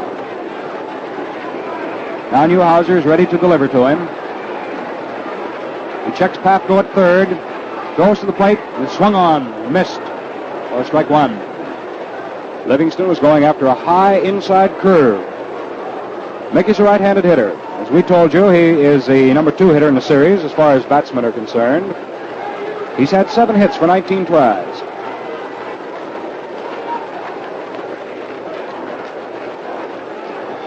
Now Newhouser is ready. Delivers 0-1 to the plate. And there's a ball hit right back to the mound. Newhouser grabs it very quickly, throws it over to first, and that's all for Livingston. That's all for the Chicago Cubs here in the 4th inning. So, despite the triple, Newhouser got out of it rather easily and very inexpensively. 1 run, 2 hits, 1 man left, and there were no errors. So at the end of 4 full innings of play, the score stands 6 for the Tigers. Before we get into the top half of the 5th inning, I'd just like to remind you that for a rousing time, get your friends together Friday nights and enjoy a corking good scrap on Gillette's Cavalcade of Sports. Yes, for the major boxing event of the week, every week, the year round, tune in Gillette's Cavalcade of Sports Friday nights. Consult your newspaper for a local station and local time. Now for the first half of inning number 5. This is quite a knockdown, drag-out ball game with the Chicago Cubs and the Detroit Tigers fighting for the World's Championship here in the 7th game of the 1945 World Series at Wrigley Field in Chicago. The first man up for Detroit here in the fifth inning is going to be Rudy York. He twice has been up there, but just once officially. He came up in the first inning and popped up and out to third baseman Stan Hack. Then in the second inning, he was walked. So York is coming up actually for his second official at-bat. He's 0 for 1. No hits in one try. Out on the mound, Hy Vandenberg, pitching for the Chicago Cubs, has visited to Rosenbach, and he's ready to throw. Rudy York, big, powerful right-hand hitter, very thick-set through the chest and shoulders. Watches the first pitch whistle in, and it's low for ball one. It's a 6-2 ball game in favor of the Tigers. Vandenberg twists and throws an overhand curve that's swung on and fouled off by York for strike one. 1 ball, 1 strike. That's the count on Rudy York. York looks down at O'Neill behind third. These ball players very carefully watch their manager because with each pitch, signs are changed. Vandenberg delivers 1-1. It's a medium-speed curveball. It's over for a strike. Now it's 1-2. 1 ball, 2 strikes. York waits. Vandenberg serves. York swings, and there's a bounding ball to third. Hack is up with it. There's a throw over to Cavaretta at first, and that is all for York. Bouncing out from third to first. Well, that's one away here in the top of the fifth inning. The batter coming up there now for Detroit is Jimmy Outlaw. He walked in the first, hit back to the mound and was thrown out by the pitcher in the second inning. So Outlaw has gone up there once officially and has failed to get a hit. Vandenberg throws a curve in there that Outlaw, the little right-handed hitter, swings on and fouls right back onto the screen for strike one. Outfield immediately when Outlaw comes up there. Walks in a couple of steps. Vandenberg now with 1 away in the fifth delivers, and Outlaw almost took a swing at that one, but pulled up in time to take it low for ball one. 1 ball and 1 strike is the count on third baseman Jimmy Outlaw of the Detroit Tigers. Vandenberg, big right-hander, throws, and it's swung on and hit just over the outstretched fingertips of Hughes and out into left field for a base hit. So Outlaw singles right over shortstop, out into left. That's hit number 6 as far as Detroit is concerned, and now they have an equal number of runs and hits. The batter is Paul Richards. Richards doubled in the first inning, struck out in the third. Now he takes a curveball. It's good for a strike. No balls, 1 strike. That's the count on Richards. He turns around and is really talking to Passarella. He didn't like the call on that one a bit. In 5 1/3 innings, that was the first hit off Vandenberg. Down comes the next pitch. There goes the runner down to second base. The pitch to the plate is swung on for strike 2. The peg goes down to second. The flying spikes of Outlaw slides under the peg, and he's safe at second. So he'll get credit with a stolen base. Outlaw is credited with a steal of second. Richards swung to protect him, and of course that's strike 2 on Paul. But the Tigers have another base runner in scoring position. There's 1 away here in the top of the fifth inning. Vandenberg is ready now, delivers. Richards takes a curveball that snaps off outside for ball 1. 1 ball, 2 strikes.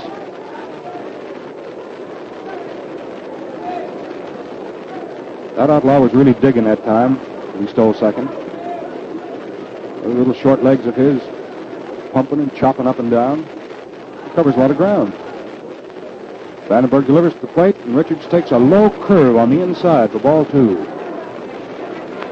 Now it's a count of 2 balls, 2 strikes on Paul Richards. 1 out for Detroit in the top of the fifth inning. Outlaw singled and stole second, and he's now on at the Keystone. His hands on his hips right now as he takes a short lead.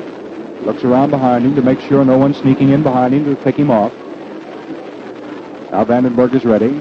Delivers 2-2. Richards leans forward toward it and then jerks himself back and takes ball 3.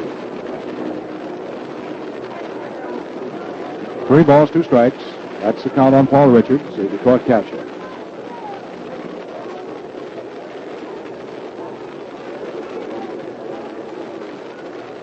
Vandenberg ready with the 3-2 delivery. Checks Outlaw at second. Now throws Platewood. Richards swings on it. There's a high foul ball way back into the second tier behind first base. So the count stays at 3-2. The score, in case you just tuned in, Detroit 6 and Chicago 2. We're in the top half of the fifth inning. One out, Outlaw at second. Richards at the plate, count of 3-2, and he swings on the next pitch. Hits it down to Stanley Hack. The runner is driven back into second. Hack's throw across the diamond is in time, and that's all for Richards. Going out from third to first. Outlaw holding right on at second. The batter now is Hal Newhouser.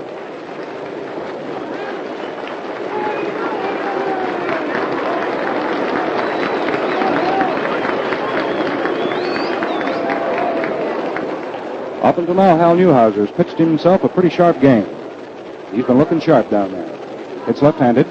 However, as a batsman, he's gone 0 for 2. He swings on the first one, a big jug-handled curve. Missed it for a strike. No balls, 1 strike is the count on Hal Newhouser. 2 outs. Outlaw still on at second. Vandenberg delivers. Newhouser swings on the next pitch, and there's a fly ball hit out into left field. Lowry has to hurry. He does and makes the catch. Lowry had to come up in a big hurry and over toward the line in left field, but he was right there. Made the catch, so there are no runs. 1 hit and a man left, and there were no errors. So at the end of 4.5 innings of play, the score stands the Tigers 6 and the Cubs 2. Folks, peace has plenty of blessings. Among them is the thrill we all get at seeing the good things we've missed during the war reappear. So when I tell you that the famous easy-shaving Gillette Tech razor is coming back on dealers' counters all over the country, I can just hear a lot of you fellas say, hot dog. Now, most stores have the Gillette Tech in stock right now, and you'll probably find one where you trade. So be on the lookout for the Gillette Tech razor you and plenty of other men have been waiting for.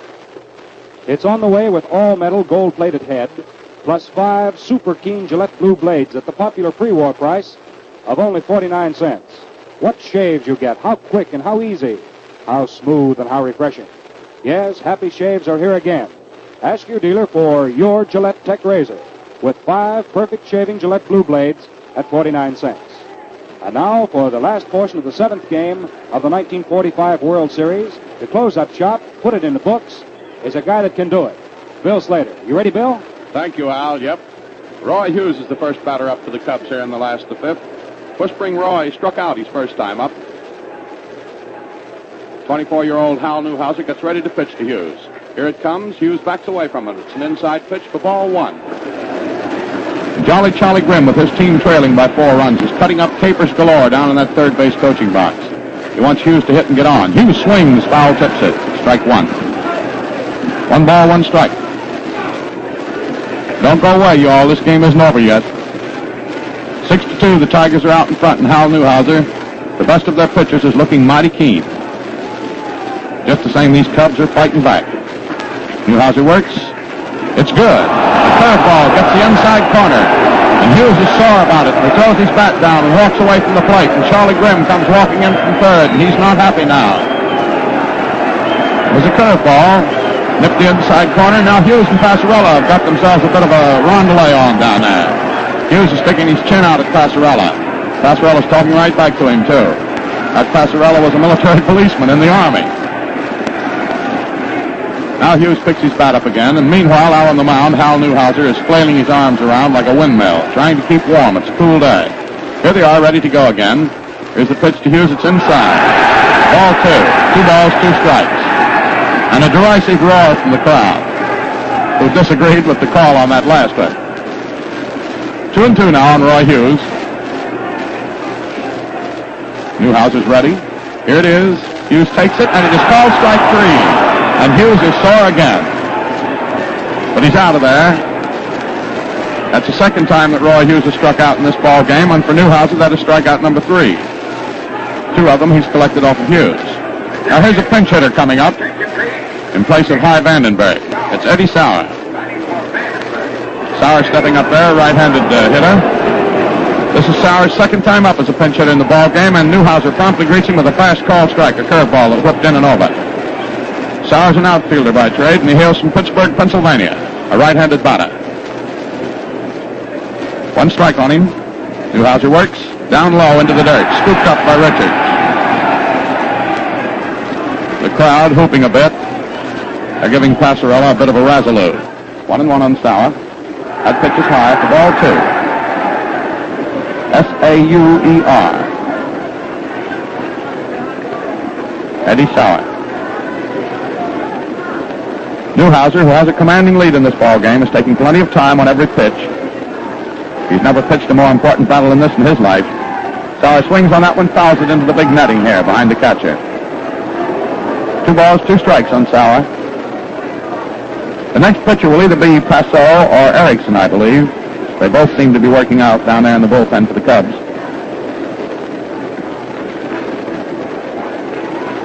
Now a new ball put in play. Newhouser has it rubbed up.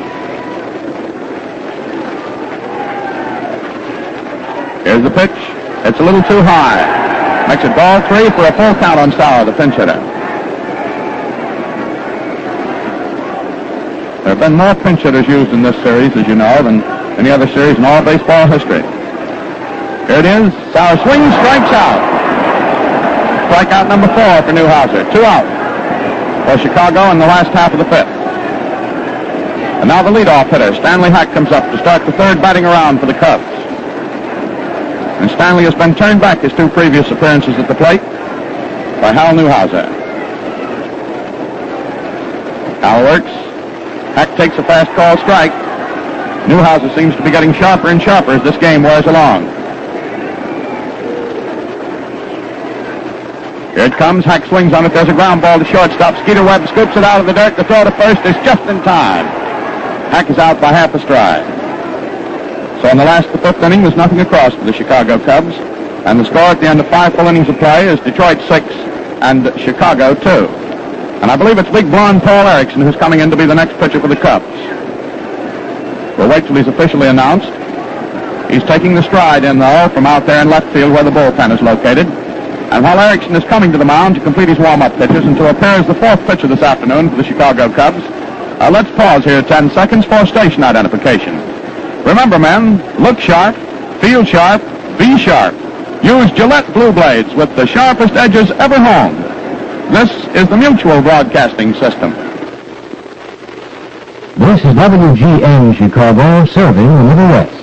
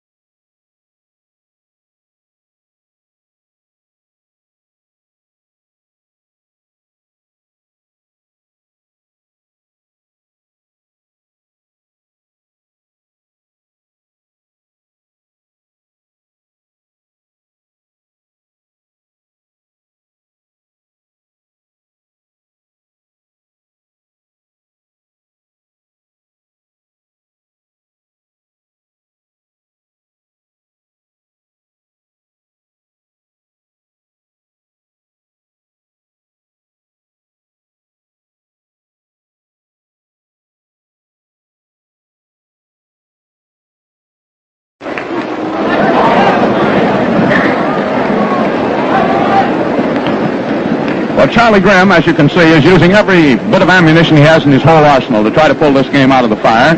This is the 4th pitcher, we've told you, who came out there. As you know, but to remind you of the late tuner in you are, Hank Baroy started the ball game, and they collected 3 hits in a row off of him, and that was all for him. Then big Paul Derringer came in. He was relieved by Vandenberg in the 2nd inning. Vandenberg pitched mighty classy ball. He gave up only 1 hit. The only hit he's given up in the series. And now Vandenberg was lifted in the last half of the 5th inning for a pinch hitter. And so we have blonde Paul Erickson, a big right-hander. So far in this series, Erickson has appeared in 3 games. This is the 4th game he's come in as a pinch pitcher. He has pitched 5 innings and given up 6 hits. Erickson hails from Zion, Illinois. He stands 6'2", and he weighs 200 pounds, and he's a big, impressive figure out there on the mound. Getting ready to pitch now to Jimmy Webb, the right-handed hitting shortstop. And he feeds him a called strike. That was a fastball that clipped the inside corner waist high. Webb is starting the fourth batting around for the Tigers. Erickson works sidearm, and Webb fouls it off for strike two. The ball's 2 strikes on Jimmy Skeeter Webb. The Skeeter's got his 3-year-old little daughter, Carol Ann, here. She's a nice-looking kid. 2 strikes on Carol Ann's papa. Swings on that one. There's a fly ball going into center field. In comes Papko. He's under it now and takes it for the out and falls to one knee after he does so, but I don't think he's hurt. Nope. So Webb is out of there. Andy Papko in center field's okay. That's one away for Detroit now in the top of the 6th inning. And this is a tense battle, and you can tell by the fact that you don't get too much noise in the background except when there's a Cub rally on that these Chicago fans are pulling for their team. Now here's Eddie Mayo stepping up, batting left-handed. Takes a called strike. Erickson was very fast with the curveball just above the knees on the outside corner. Mayo bats left-handed. He's 1 for 3 in this game. Backs away from an inside pitch that's low by the shins. Ball 1. 1 ball, 1 strike. Mayo usually parks his chewing gum on that button on the top of his cap, but I haven't seen him doing it in the World Series. This is a little bit too serious to be parking gum on your cap. 1-1 on Mayo. Erickson pitches sidearm. It's too high. Ball 2. Al was taking a look at Mayo through his glasses, and just to keep all the reporting straight, the gum's up there. That's Bodkins. I bet it freezes. 2 balls, 1 strike on Mayo as Erickson takes plenty of time for this next pitch. Now the big guy winds up, delivers. Mayo swings on it. There's a fly ball going into left field. Off to his left is Lowry, and on the run he makes a good catch. That was a pretty deep hit ball. Peanuts Lowry, starting with the crack of the bat, was running back and to his left. And back almost by that vine-covered wall out there, he made the catch. Mayo is out, and that's 2 out for Detroit now in the top of the 6th inning. And here's Doc Kramer, who's been pretty sensational today. He's gone 2 for 3. He now has 10 hits, and that's more than any other Tiger. Swings on one, slaps it down the left field line's foul. Goes over into the stands. 1,001 people stand up and reach their fingers up to try to catch that. Can get a broken finger that way. 1 strike on Doc Kramer from Manahawkin, New Jersey. The fox hunter. Swings on that one, slaps it out in center field. There's another hit for him. The ball rolls out to Papko in center field, and he throws it back into second. And Kramer is on with his 3rd hit of the afternoon. That, of course, is the first hit off Erickson. And the batter coming up is Greenberg. And there's a stir in the stands as Big Hank advances to the plate. Hank has been walked twice today, and he's been walked 6 times in the series. His first time up this afternoon, he sacrificed successfully. So Big Hank, the long ball hitter who has slugged out 2 home runs and 3 doubles, steps up there. And he gets a called strike. Erickson was sharp with a fast curve just below the shoulders to Mr. Greenberg. Hank's got one of his wrists taped up today. Here it is. Greenberg takes it outside. 1 ball, 1 strike. And Peanuts Lowry has gone so deep out in the left field that you can barely see the little fella. He's backed up there. It was over his head that Hank Greenberg slugged that one yesterday. Here it comes. Greenberg takes another called strike. And Hank, who's usually pretty genial, looks a little bit irritated at that. 2 strikes on him. The outfield plays Greenberg so that there's a big hole between center field and right field. They pull him around to the left. He's a right-handed slugger and a pull hitter. Kramer leads off first, 2 out. There's a throw to first. Kramer hops back on. For all of his 39 years, Doc Kramer says he's going to continue to play baseball till somebody beats him out of there. That's the spirit. Greenberg fouls that one off. Lands in the big fishing net here behind the catcher. Count is still 1 ball, 2 strikes. On Henry Greenberg. I think that's the first time in this series he's been called Henry.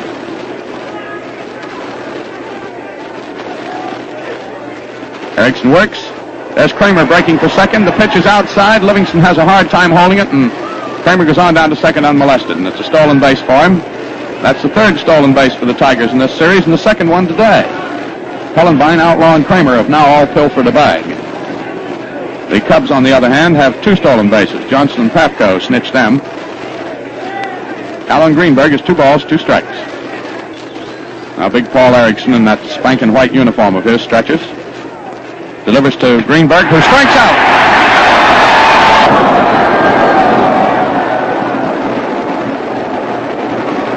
Boy, you could get elected mayor of Chicago by striking out Greenberg today. That's all for the Tigers at the top of the 6th. No runs, a hit, a man left on, and there were no errors. So as we head to the last of the 6th, the score is Detroit 6, Chicago 2. Fans, doesn't it stand to reason that Gillette, of all folks, has the resources, experience, and skill to produce the kind of shaving cream that you want, the kind that softens your beard thoroughly and makes shaving more comfortable? Well, take it from yours truly, that's just what Gillette Lather Shaving Cream does. It makes a rich, moisture-laden lather that holds a barrel of water and releases it freely, soaking every bristle and keeping your whiskers soft all the while you shave. Your razor glides like a feather. You get shaves that are shaved. Men, Gillette Lather Shaving Cream stays wet on your face and keeps your whiskers properly conditioned while you shave. Moreover, it's kind to your skin, and it has a fleeting fragrance that men prefer. You get cleaner, smoother, better-looking shaves, and you save money, too, when you use Gillette Lather Shaving Cream, a quarter. The last half of the 6th inning, and Chicago, trailing by 4 runs, finds that the chances are running out. The sands of time are working against them. And they have, in the regulation distance, 4 more times at bat to salvage this ball game. Else the Tigers march out of Wrigley Field world's champions for 1945. Now Newhouser is flailing that arm around of his. And here's Johnson up, a right-handed hitter who is 1 for 2. And there's a called strike, a beautiful curve by Newhouser. Ooh, that fella has stuff. 1 strike on Don Johnson. Johnson doubled in the 1st inning. Swings on that one, fouls it off. 2 strikes. It lands on the net behind the catcher, Paul Richards. Richards comes from Waxahachie. He tells me that's the way to pronounce it down in Texas. We've been calling it Waxahachie, and we apologize now to every citizen of Waxahachie. 2 strikes on Johnson. Now Richards of Waxahachie gives the signal to Newhouser. He's ready to go. Johnson swings, strikes out. That is strikeout number 5 for Newhouser. Newhouser struck out 1 in the 1st inning, 1 in the 2nd, none in the 3rd, none in the 4th, 2 in the 5th, and now 1 in the 6th. The batter now is Peanuts Lowry, a right-handed hitter who is 0 for 2 today. Peanuts crouches, swings, slaps it out into left field. It's a single. Greenberg coming up to field it, bobbles it for a minute. But Lowry, after taking a sharp turn at first, goes back to first. It's a single for Peanuts, and it is hit number 5 off Newhouser. And Cavaretta, who's had a hit every time this afternoon, steps up to the plate. Phil now has 10 hits in this series out of 24 times up. He's had 2 doubles and a homer. The pitch to him is low and outside. Ball 1. Newhouser will be pitching with extreme care to Phil Cavaretta, the star first baseman and the National League's batting champion. Lowry leads off first. Here's the pitch. High and outside. The curve that broke away. Ball 2 on Cavaretta. You could hear the ascending roar of the fans here in Wrigley Field as again the Cubs start a threat. That's a called strike. 3/4 speed curveball that hooked over there for Newhouser. Cavaretta took it. 2-1. Outfield is straight away but deep on Cavaretta. He swings on a low breaking curve and misses it. That's that low outside curve that Cavaretta swung on 3 or 4 times I can think of in the series.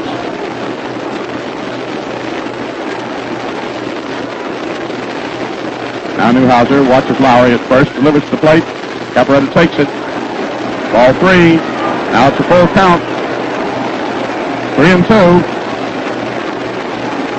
And Grimm, coaching at third, bends over, puts his hands on his knees, and he's not jolly now. He's stern and tense. Newhouser stretches. Here's the 3-2 pitch.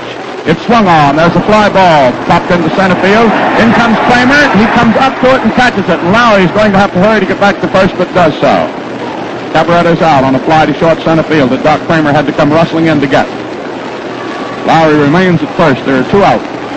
And here's Andy Papko, who has hit the extremes in his batting today. The first time up, he hit into a double play. The last time, back in inning number 4, he got a triple to center field. He's a right-handed hitter, is Andy. He's one of the 6 Papko brothers from up Wisconsin way. Newhouser pitches him. It's good. Fast curve midway between the waist and knees. Andy took it. 1 strike.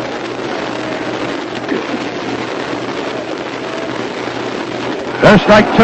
That was a fast curve on the inside corner. Papko crowds the plate just a little. He wasn't sure of that one. 2 strikes. Papko's had 6 hits, 26 times up in this series. That one's low into the dirt. Ball 1. 1 ball, 2 strikes. 2 out, a runner at first. Harold Newhouser stretches, delivers, and he strikes out. So, Papko is out of there, and that's strikeout number 6 for Newhouser. He struck out 2 of them this inning, and he struck out 2 in inning number 5. So in the last half of the 6th inning, no runs for Chicago, 1 hit, 1 base runner left on, and there are no errors. So the score at the end of 6 full innings of play is Detroit 6 and Chicago 2. That makes for Mr. Newhouser in the series 8, and now we move into inning number 7. And as we've said, the issue is becoming sharper and sharper with each advancing inning. And now there are only 3 innings left. The Tigers are out in front 6-2. And on the mound, Erickson is completing his warm-up pitches. Behind the plate is Mickey Livingston, the fiery guy from South Carolina. And at first is Cabaretta, and at second is Johnson, and at shortstop is Roy Hughes, Whispering Roy. And at third is the great Stan Hack. And in left field's Little Peanuts Lowry, and in center field there's Andy Papko. And out in right field is Bad Bill Nicholson. And those are the Cubs in the field, and they're behind now. And Detroit threatens to take the series from them, as they did 10 years ago.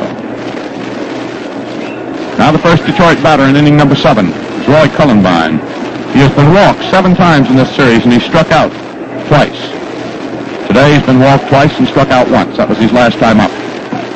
Pitch to him is low and outside by Paul Erickson, ball 1.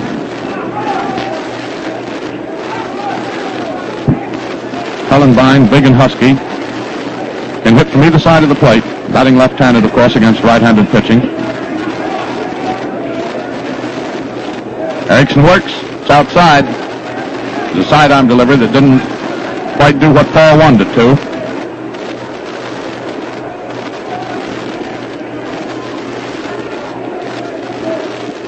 The pitch, good.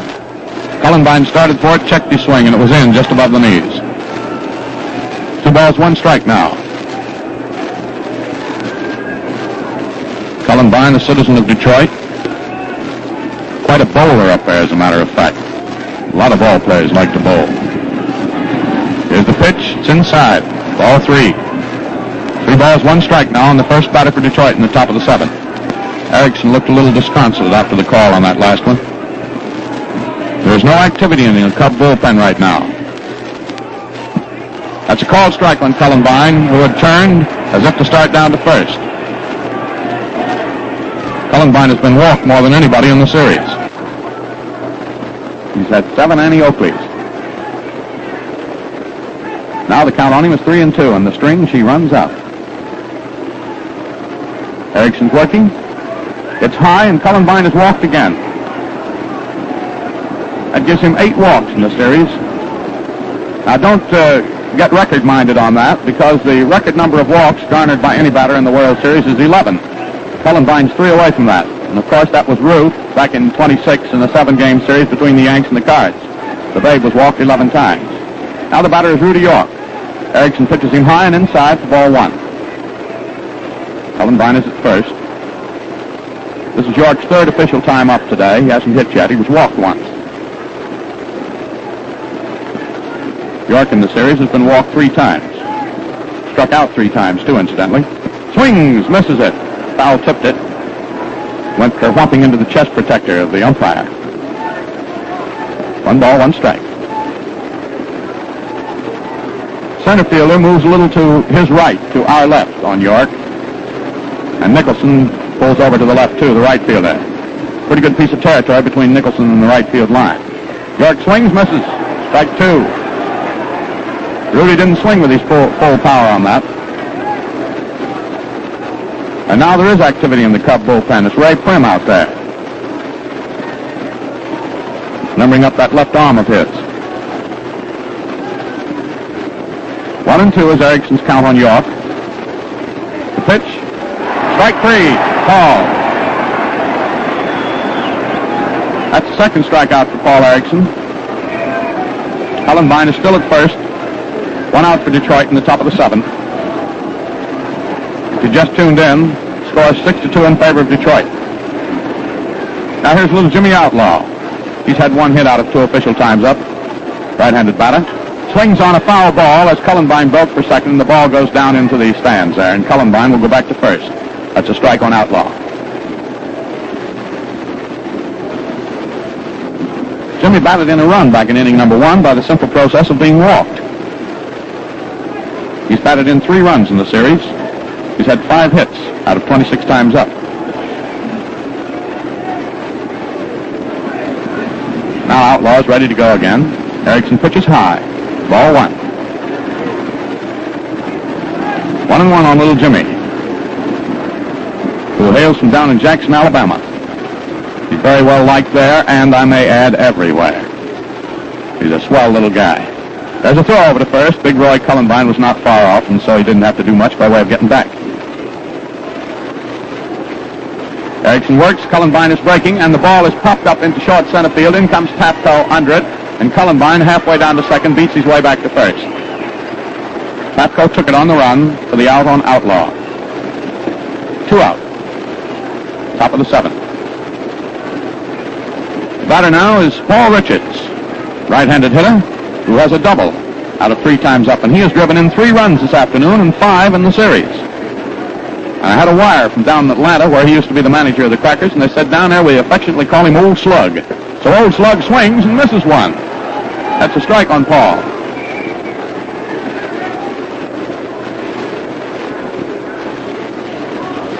He's from Waxahachie, Texas, a right-handed hitter.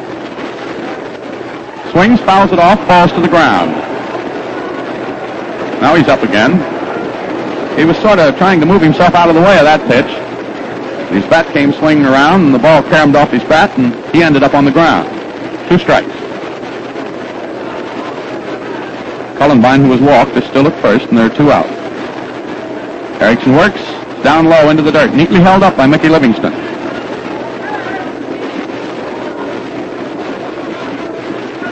Steve O'Neill, coaching down at third, is looking down at the ground, kicking the dirt a little bit. And I imagine at this particular point, his heart is full of joy and nervousness.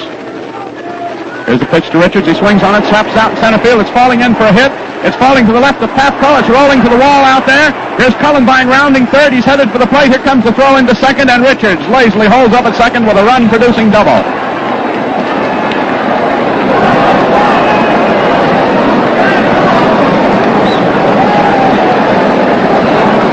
That's the second double of the afternoon for Old Slug, Paul Richards, and it's his 4th run batted in today.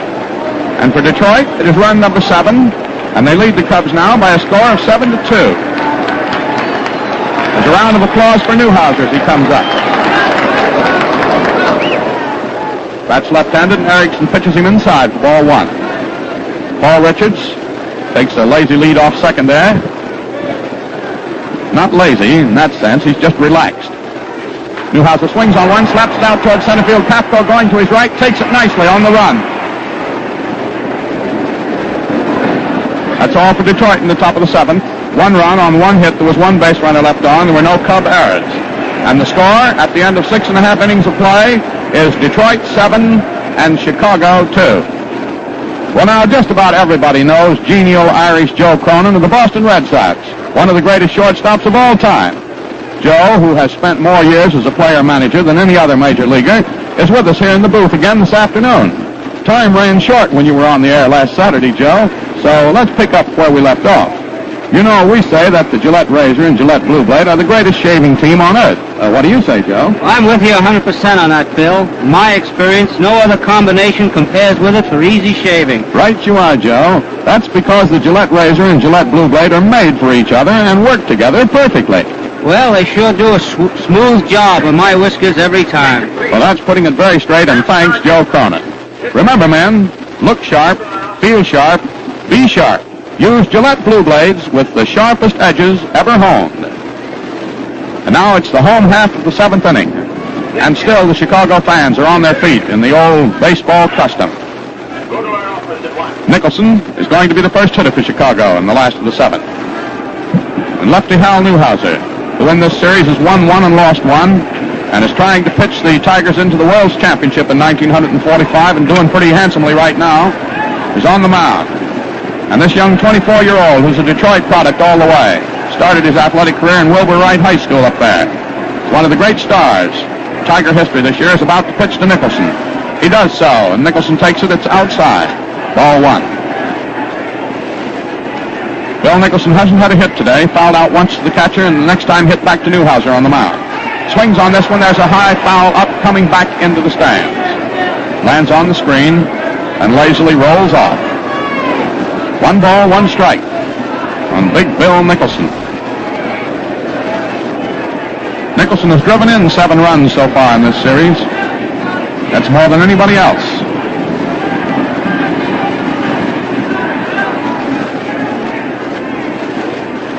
Newhouser lets it go. It's high, and Nicholson fouls it off, reaching for a high 3/4 speed curveball. 1 ball, 2 strikes. Nicholson's dark complexion, and he has that menacing attitude at the plate that we've described to you so many times. Art Passarella, the plate umpire, moves out there and holds up the game for a second while some Tiger players in the bullpen down right field get off the field. Now Newhouser's ready to go, and here's the pitch. Nicholson swings on it. There's a bounding ball down to first. York has it. Tosses it underhand to Newhouser, who steps on first just ahead of Nicholson for the out. Nicholson is out 3-1. And that's another rather smoothly executed play at first base by Rudy York, whose defensive play in the series has attracted a great deal of comment, and deservedly so, too, because Rudy, not generally known as a great fielding first baseman, has been very, very sharp here in this 7-game 1945 series. Now the batter is Mickey Livingston. Former GI, bats right-handed. Newhouser delivers him, and it's swung on and slapped out into left field for a hit. Greenberg fields it on the second bounce out there, and there's his good throw into second. Livingston is on at first. That is the 8th hit in the series for Mickey Livingston, and his first one this afternoon. And Stubby Overmeyer is working in the bullpen for the Tigers now. The little short, stocky Michigan man. Mickey Livingston at first. The batter is Whispering Roy Hughes. Got a lot of friends down in Cincinnati, has Hughes. Pitch to him is low and outside. Al Benson is now up and tossing the ball around in the bullpen of the Tigers also. Livingston at first with 1 out. Hughes attempts to bunt one that rolls foul. He was really wanting to get one down that third base line on Jimmy Outlaw, who was playing fairly deep on this right-handed hitter, and beat it out, of course. Rod Passeau is throwing the ball in the bullpen of the Cubs. Both managers keeping men all warmed up. Any little old break one way or the other, they're going to make a move. Now the count on Hughes is 1 ball, 1 strike. Newhouser pitches him, and Hughes fouls it into the crowd down the right field line. 2 strikes. 1 ball, 2 strikes.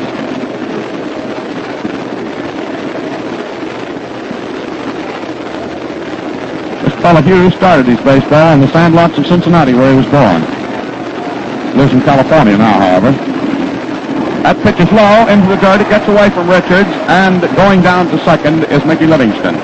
We'll get the scoring on that for just a second. In just a second, I have a hunch it was a wild pitch. It's a wild pitch. Ball was thrown into the dirt to the left of Richards, who tried to scoop it up. Then it bounced off his mask and rolled over toward the crowd here. While that was happening, Mickey Livingston was churning his way down to second. That's the first wild pitch that Hal Newhouser's made in the series. And one of the reasons why Hal Newhouser's production of wild pitches and his wildness has been cured, as it has been in the last couple of years, is that guy behind the plate, Richards. He was a cagey catcher at 37, and he's seen a lot of baseball. He's had a great deal to do with affecting the control that has made Newhouser the great left-handed pitcher of the last 2 years. Now the count on Hughes is 2-2. Now it's 3-2 because that pitch was very high.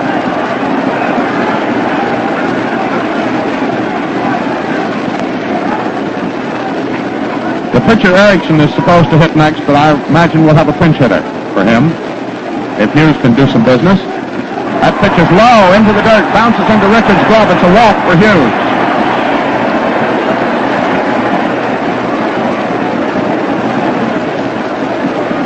I believe that's the first walk today given up by Newhouser. And here comes Frank Sikori up to be a pinch hitter.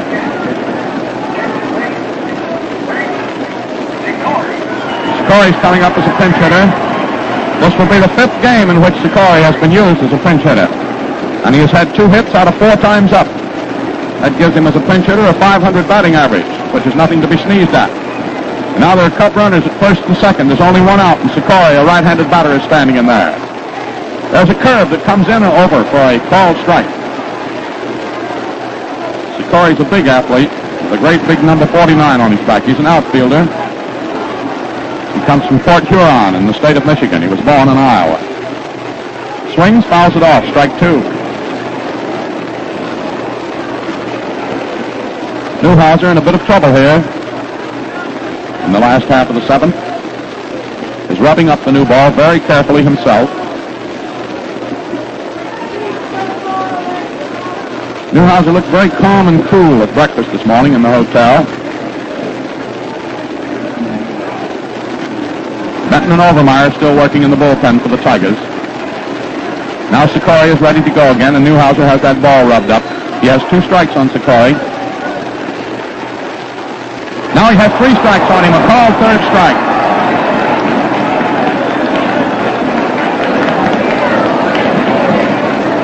That was a very, very clever curveball that Newhouser put in there on the 0-2 pitch, and he got Sikori, who was standing taking. That makes it 2 out. The batter is Hack. Smiling Stanley Camfield Hack, the Californian, who's been one of the stars of this series. That's left-handed. This is his 4th time up today, and he hasn't hit today, although he has 11 hits so far. The pitch is close to him and inside. Ball 1. Livingston at second with itchy feet. Hughes at first, his itch 2. Pitch to Hack is high for ball 2. 2-0 the count. And regardless of how this series comes out, there's a great figure in baseball at that plate down there, Stan Hack. And out on that mound is a great young left-handed pitcher. He should have a magnificent career ahead of him, Harold Newhouser. Pitching here with very little rest today. There's a called strike that he whips in on Hack. Curveball just above the knees, nipped the outside corner to the left-handed batter. Now Mayo tries to sneak behind Livingston at second. The crowd warns him. Hack swings on that one. It goes to Outlaw down at third. He steps on third, forcing Livingston, retiring the side. Hack hits into a force out. He scored Livingston out at third to the third baseman, unassisted. So in the last half of the 7th inning, no runs for Chicago. 1 hit, 2 base runners left on. There were no Detroit errors. At the end of 7 full innings of play, the score is Detroit 7, Chicago 2. Now, when this crucial game ends this afternoon, stay tuned in for Bill Coram, famous columnist of the New York Journal-American Sports Staff. Hear a great reporter highlight today's baseball classic. Now, while we're waiting for the start of operations in the top of inning number 8, let's take a little pause here, 10 seconds, for station identification. Remember, men, look sharp, feel sharp, be sharp. Use Gillette Blue Blades with the sharpest edges ever honed. This is the Mutual Broadcasting System. This is WGN Chicago, serving the Middle West.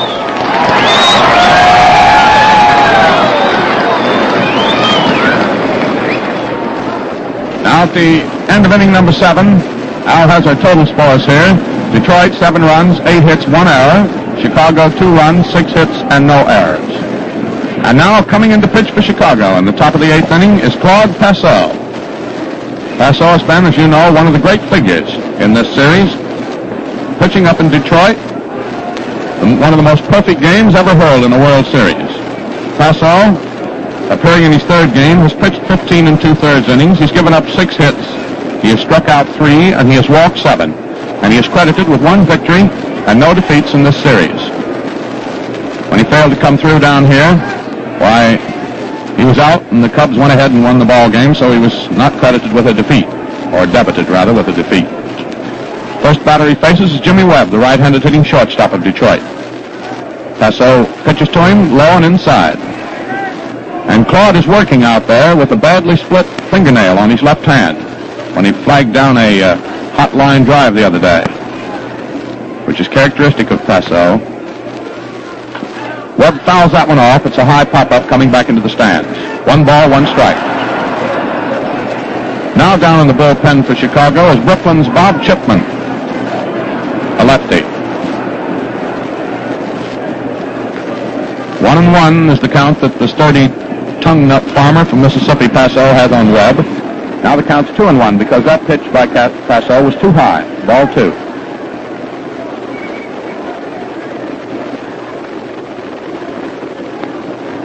Passeau working, short windup. Webb taking, it's high, ball 3. 3-1. And of course, what's up to the Cubs now is to try to get these Tigers out of here just as rapidly as possible, then come back in the 2 innings of the regulation length that are left to Chicago, see what they can do about this 5-run deficit. Here's the pitch, high and inside, ball 4. Webb has walked. That's just the 2nd walk that Skeeter has gotten in the series. And for Passeau, that's the 8th man he's walked. Now the batter is Eddie Mayo.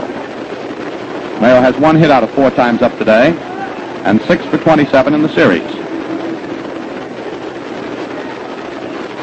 Eddie twists his left leg away from an inside pitch for ball 1.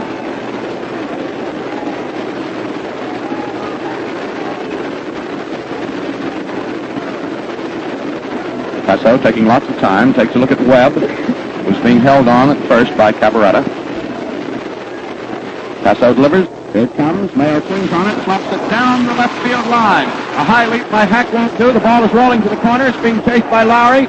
Here comes Webb around 3rd, coming on in to score, and holding up at 2nd with a double is Mayo.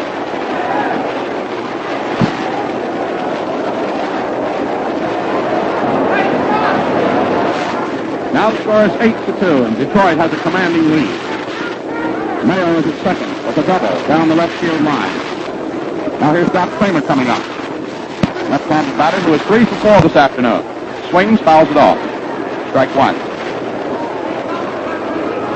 Eddie Mayo, whose double just a moment ago drove in Webb from first after Webb had been walked, and whose double was his 7th hit. That's Mayo leading off 2nd now. Feeling pretty good. Doc Kramer swings on that one, hits it on the ground, down to Don Johnson at 2nd. Johnson bobbles it, picks it up, throws to first in time. Johnson's quite a juggler. That ball bobbled away from him. He reached up in the air with his right hand, plucked it out of the air, threw it to first to get Kramer. Mayo going to 3rd on the play. 1 out. Runner at 3rd. Score 8-2 in favor of Detroit. And a stir goes through the crowd as Greenberg comes to the plate. Big Hank. Greenberg has walked twice, sacrificed once, and struck out once. This is his 5th time at the plate in this ball game. Pitch is close to him and a little bit high. Ball 1. And Detroit partisans here, and their numbers are not legion, are shouting for Hank to get a hit. They'd like to see him slug that long ball. Passeau is walking around on the mound, kicking some dirt out of the way, blowing his breath on his hand, which he does constantly. Passeau, the 5th pitcher for Chicago this afternoon, spells his name Passeau. Here's the pitch. Greenberg swings on it, slices it out into left field, and Lowry comes in and makes a sensational running catch on it. There's the throw to the plate as Eddie Mayo comes in to score easily with run number 9.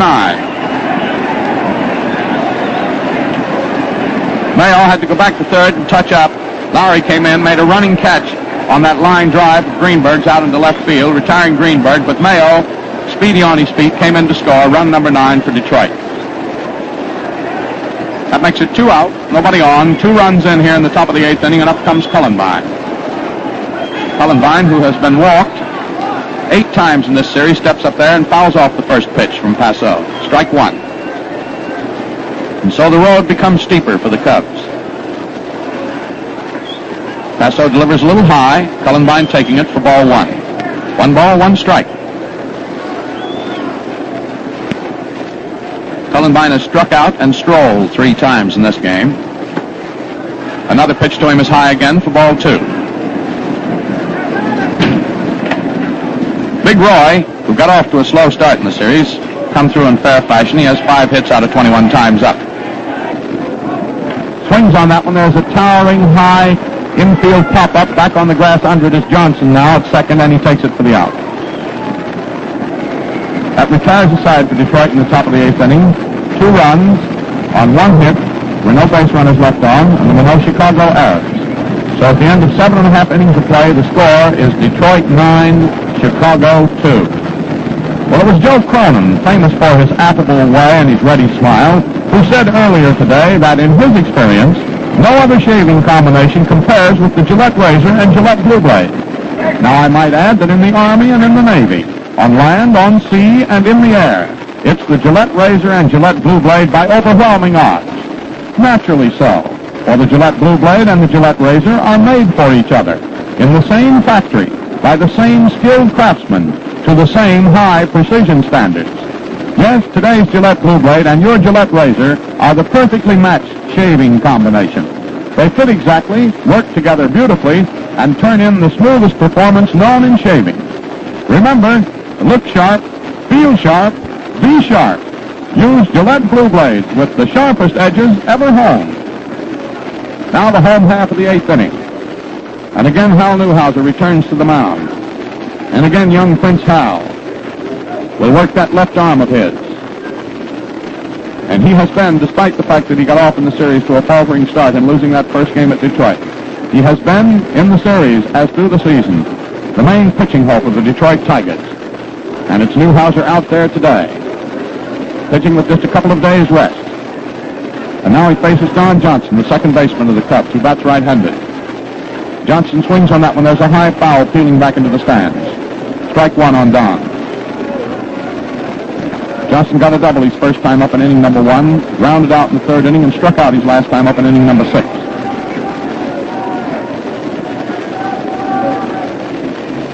Newhouser pitches low into the dirt on the inside. Ball 1. 1 ball, 1 strike.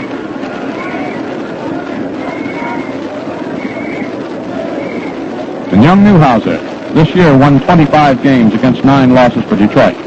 And last year he won 29 against 9 losses. And he's bidding here this afternoon for his 2nd World Series victory of the Detroit Tigers.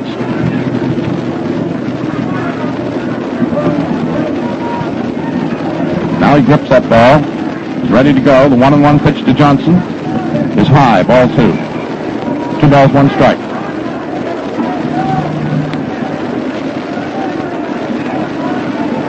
Don Johnson grips his bat, swings at a slow one, it's off balance, and fouls it off. 2 balls, 2 strikes. Now Hank Wise is warming up in the bullpen for Chicago.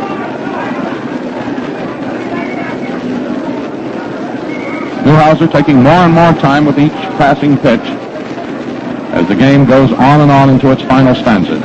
Pitch is low into the dirt. Ball 3 on Don Johnson.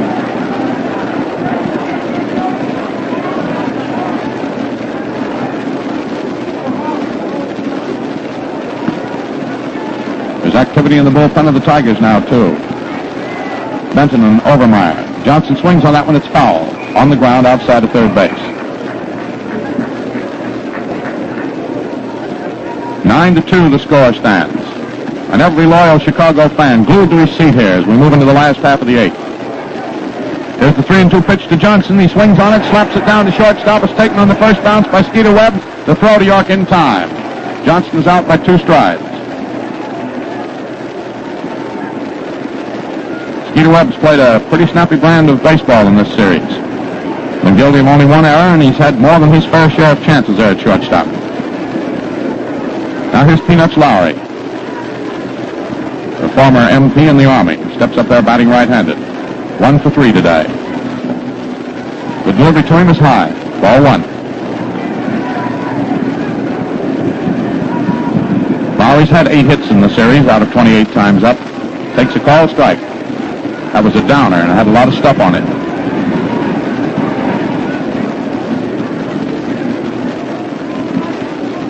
That's inside, that pitch. Ball 2. 2 balls, 2 strikes on Lowry. 1 out and nobody on in the last half of the 8th inning.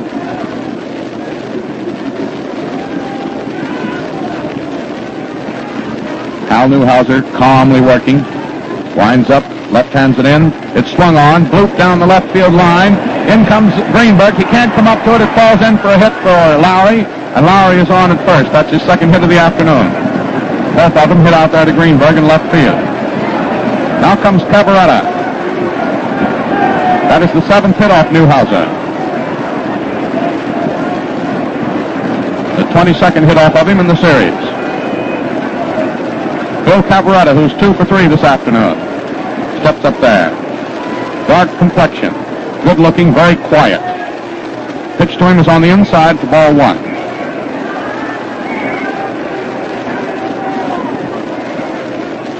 Newhouser works, swung on by Cavaretta, and it's hit back on the ground into center field. Lowry is turning his way down to third, and Kramer fields the ball into second. Lowry is at third, Cavaretta at first. That was the 3rd hit today for Cavaretta.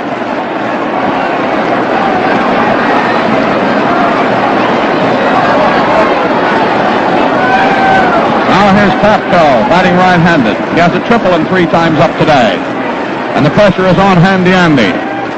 Swings on that one. It's a high foul coming back into the stand. Strike 1 on Papko. And here's the kid from the farm country of Wisconsin, who with his 5 brothers used to get up in the morning an hour ahead of time so they could get their farm chores done and go out and play some Papko baseball. And here he is with his team behind at bat, with a chance to strike a great blow for his team, the Chicago Cubs, here in the 8th inning of the deciding game of this 45 World Series. Swings on that one, hits it on the ground, foul, outside at third base. Score is 9-2 with Detroit in front. These Cubs, they're not through yet. Newhouser carefully rubbing up a new ball. 2 strikes quickly on Papko. He's fouled off 2 of them. The pitch is swung on. He strikes out.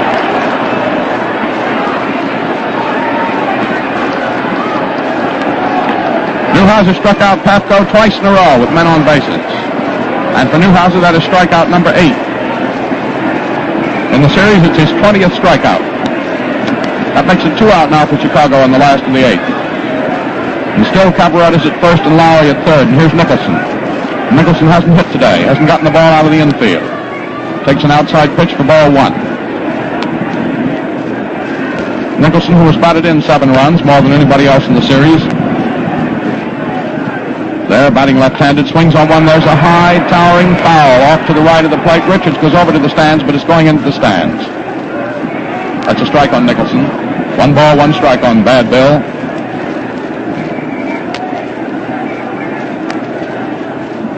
Nicholson, the big fellow from down in Chesterton, Maryland.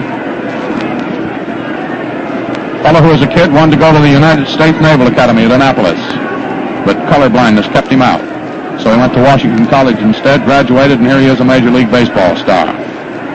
1-1 on him. That pitch is down a little bit low into the dirt. I think he foul-tipped it. Not sure.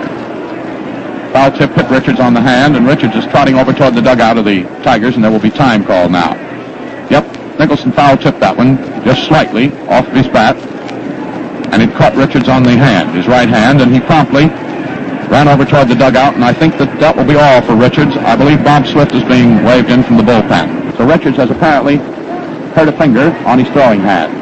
And just to keep Newhouser warm, here comes Jimmy Wilson, I think. Let's see who that is coming out to warm him up. It's young Jimmy Miller. So it is coming out to keep Newhouser warm as Bob Swift gets the tools of catching on And he's coming in here as Richards is injured in the last half of the 8th inning. That's too bad for Paul. Attention. Active, please. Kenneth M. Casey. 1 ball, 2 strikes is the count on the batter, Nicholson. He's batting in the clutch for Chicago in the last half of the 8th as these Cubs try to stay in the running. Cabaret is at first, Lowry is at third. Now Steve O'Neill is walking out of the dugout of the Tigers and back to his spot, coaching behind third. And that'll be all in this series for Paul Richards. Richards has certainly done himself very handsomely in the series. Today he has driven in 4 runs, and this the 7th and deciding ball game, for a total of 6 runs batted in the series. He's had 2 doubles today, which gives him 4 hits out of 19 times up in the series. He was walked 4 times, and he struck out 3 times. And that's a record of accomplishment on the part of Paul Richards that stamps him as a tremendous asset to the Tigers in this very, very thrilling 1945 series. And Steve O'Neill has stopped on his way back to third now to say a few words to his son-in-law, Skeeter Webb, who plays at shortstop. And now O'Neill seems to have inspected everything, and he's going back to the Tiger dugout. And here's Bob Swift. Swift, who was born in Salina, Kansas. He said he thought up until a couple of weeks ago that he was born in a place called Kip, Kansas. But he sort of talked it over with the family, and they tell him he was born in Salina. They lived for a while in Kip, which is a small town outside of Salina, Kansas. And Swift, as we've mentioned before, is known as the best waffle maker in Major League Baseball, as if that had any bearing on what's happening right now down there. It doesn't. Newhouser is pitching to Swift now, and Swift is taking his throw down to second. Now he grabs the mask, puts it on, and the sturdy fellow is ready to go.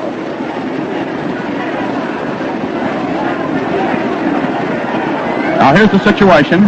There are 2 out in the last of the 8th. Lowry is at third, Cabaretta is at first. They both hit Newhouser. And the count on Bill Nicholson is 1 ball, 2 strikes. Now the left-handed slugger Nicholson is in there. Again, his jaw is stuck out at Newhouser. Newhouser pitches low and outside, ball 2. 2 balls, 2 strikes, 2 out, 2 on.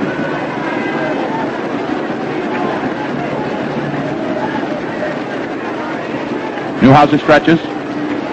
Nicholson swings on it, and it's foul on the ground down the first base line. Count remains 2 balls, 2 strikes.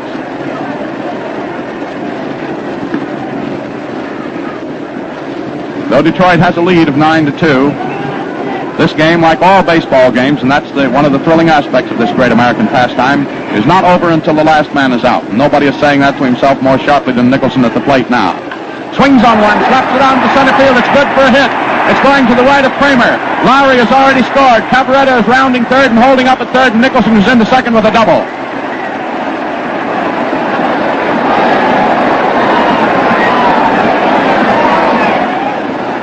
Cabaretta was held up at third as that ball was retrieved in left center field by Doc Kramer and whipped in. Kramer has a pretty good throwing arm. So Nicholson is at second now. Cabaretta is at third. 1 run is crossed. The score is 9-3, and the batter is Mickey Livingston. That's the 8th run batted in this series for Nicholson, and it ties him for a 7-game series record with Goose Goslin of Washington, who batted in 8 runs in 24, and Al Simmons of the A's, who hit in 8 runs in 1931. Of course, in a 4-game series, Gehrig in 28 drove in 9.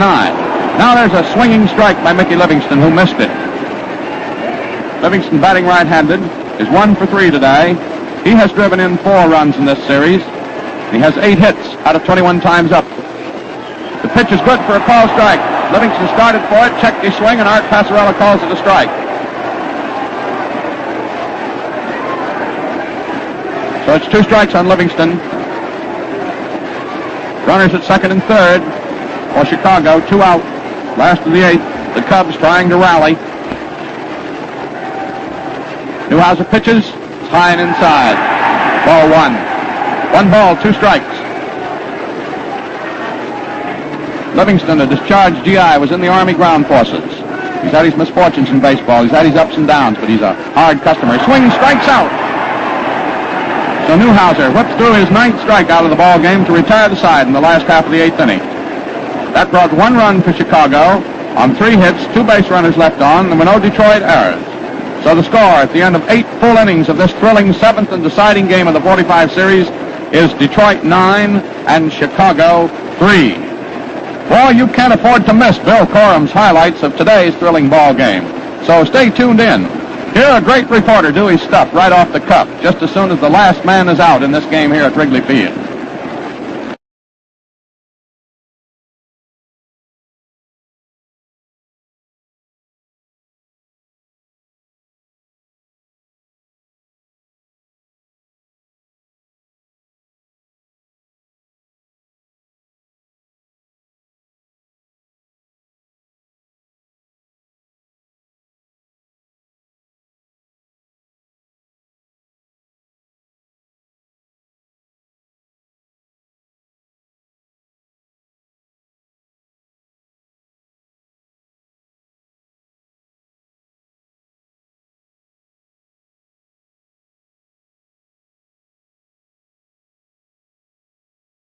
Now we set the stage for you again. It's start inning number 9.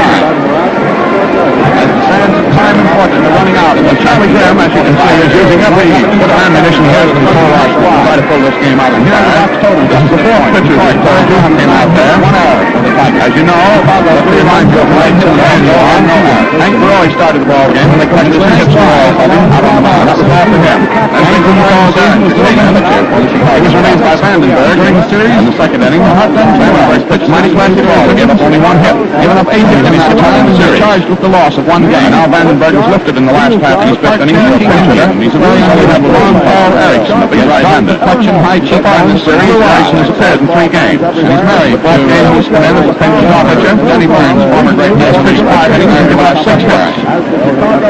Wise is a sturdy fellow. Erickson hails from Zion, Illinois. He's the one who called on him. He weighs 200 pounds and he's a big and fussy figure out there on the mound. Getting early start, Jimmy after that hand and he hits. Then Eric's easy fastball, now wide. That was a fastball that took the inside front of waist high. W-Y-S-E, the starting the 4th Buddy Brown for the Parker family. Erickson works side arm and left side he and his drive too to set up things as far as his strikes. Jimmy's Stevie left, and here's Rudy York from Cartersville, Georgia. Steve's got his 3-year-old little daughter guys in here. Strike 1, nice little kid. It'll be York, Outlaw, and Swift on that strikes in this inning. Caroline's bottom of the ninth. Swings on that left fly ball going up the center field. Lines up the middle. He's high it now. Takes all the way out. Falls to 1 knee. All he does right, but I don't think he's over. No, Bustin' York. So that was out there. Andy Papa on center field. Okay. Eyes works. York swings on it. There's a high hit, long hit, fly ball to deep right field. Clemming Nichols. He's under it there by the high platform. You can tell. York is on the fact that you don't get too much noise in the background except when there's a Cub rally on Jimmy out. Chicago fans are pulling for that team. That's right. Here's Eddie Mayo stepping up batting. That's 1 for 3 in this ball game. All strike. 5 for 27 in the series. Erickson was very fast with the 3rd ball just above the knees on the outside. He batted in 3 runs. Mayo bats left-handed. He's 1 for 3 in this game. Bats away from an inside pitch. Ball by the shin. Ball 1. 1 ball, 1 strike. Mayo usually parks his chewing gum on that button on the top of his cap. I haven't seen him do it in the World Series. It's a little bit too serious to see parking gum on your cap. 1-1 on there. Erickson pitches sidearm. It's too high. Ball 2. Here's Bob Swift. Al's taking a look at the Mayo through his glasses and he's standing at all in 46 feet. He's around 190 pounds, 29 years old. He's a sturdy looking right-handed body. 2 balls on the plate on Mayo, and Erickson takes plenty of time. The swing misses one. Now takes the eye, winds up in the middle. Mayo swings left as a fly ball on the left field off series. Is Lowry on the running again. He's going to walk right. That's strike 2. That was a pretty deep hit ball. And that's Lowry starting with the crack of the bat, running back and to his left. Now Hank back almost for that vine-covered wall out there. He made the catch. Swings on it. There's a bounding ball to Hank. Back down to it. Gets it. Throws over to the last inning. And that's with his out. Here's Don Kramer. 5 for 3. Done pretty consistent. Hank Lowry does 2 for 3. The ninth inning now has 10 hits. And there's no loss strike. Right. We move in. Swings on one. Passes down the left field. That's half the ninth. Detroit leading 9 to 3. Hank Wise, the last pitcher in the ball game up to this point for Chicago, and Hank Roy was the first pitcher. We're getting ready for the game up here in the last half of the ninth inning. Howard tries to get to the mound. Swings on that one, slaps it out in center field. There's another hit for him. The ball rolls out in that center field, and he throws it back into second. And Kramer's on with his 3rd hit of the afternoon. That was the first hit of Terri H. And the batter coming up is Greenberg. There's a stir in the stands with Big Hank. Hank has been walked twice race today, and he's been walked 6 times in the series. First time up this afternoon, he sacrificed successfully. A big Hank, the long ball hitter, who has slugged out 2 home runs, 3 double steps up there. And he gets a called strike. Erickson was shot out at the last third, just below the shoulders of Mr. Greenberg. Eddie is a big fellow, 6'3", weighs 205. He makes them one of the best. They play the bag. Berkowitz is out there. Greenberg takes it outside. Places Greenberg, and the 1 ball, 1 strike. Peanuts Lowry has gone so deep out the left field, you can barely see the struck out twice and lost one. Over his head to Hank Greenberg slugged that one. Right-handed, responsible for 2 of them. We're going to the last half of the 9th inning. Here it comes. Greenberg takes another foul strike. And Hank, who's usually pretty genial, looks a little bit irritated at that. 2 strikes on him. The outfield plays Greenberg, so there's a big hole between center field and right field. They pull him around to the left. And I believe that the right-hand side on the full hitter coming up here to be the hitter. Kramer leads off first, 2 out. There's a throw first. Kramer hops back on. For all of his 39 years, Dr. Kramer says he's going to continue to play baseball until he keeps him out of there. Swings on up and hits it back through the middle. It's a hit. Greenberg fouls that one off. Comes around all the way. Moving by Dr. Kramer has down to his knees to make sure it didn't go through. And here he's on. And here is Clyde McCullough. On Henry Greenberg. He gets a little bit later. He's going to fall in.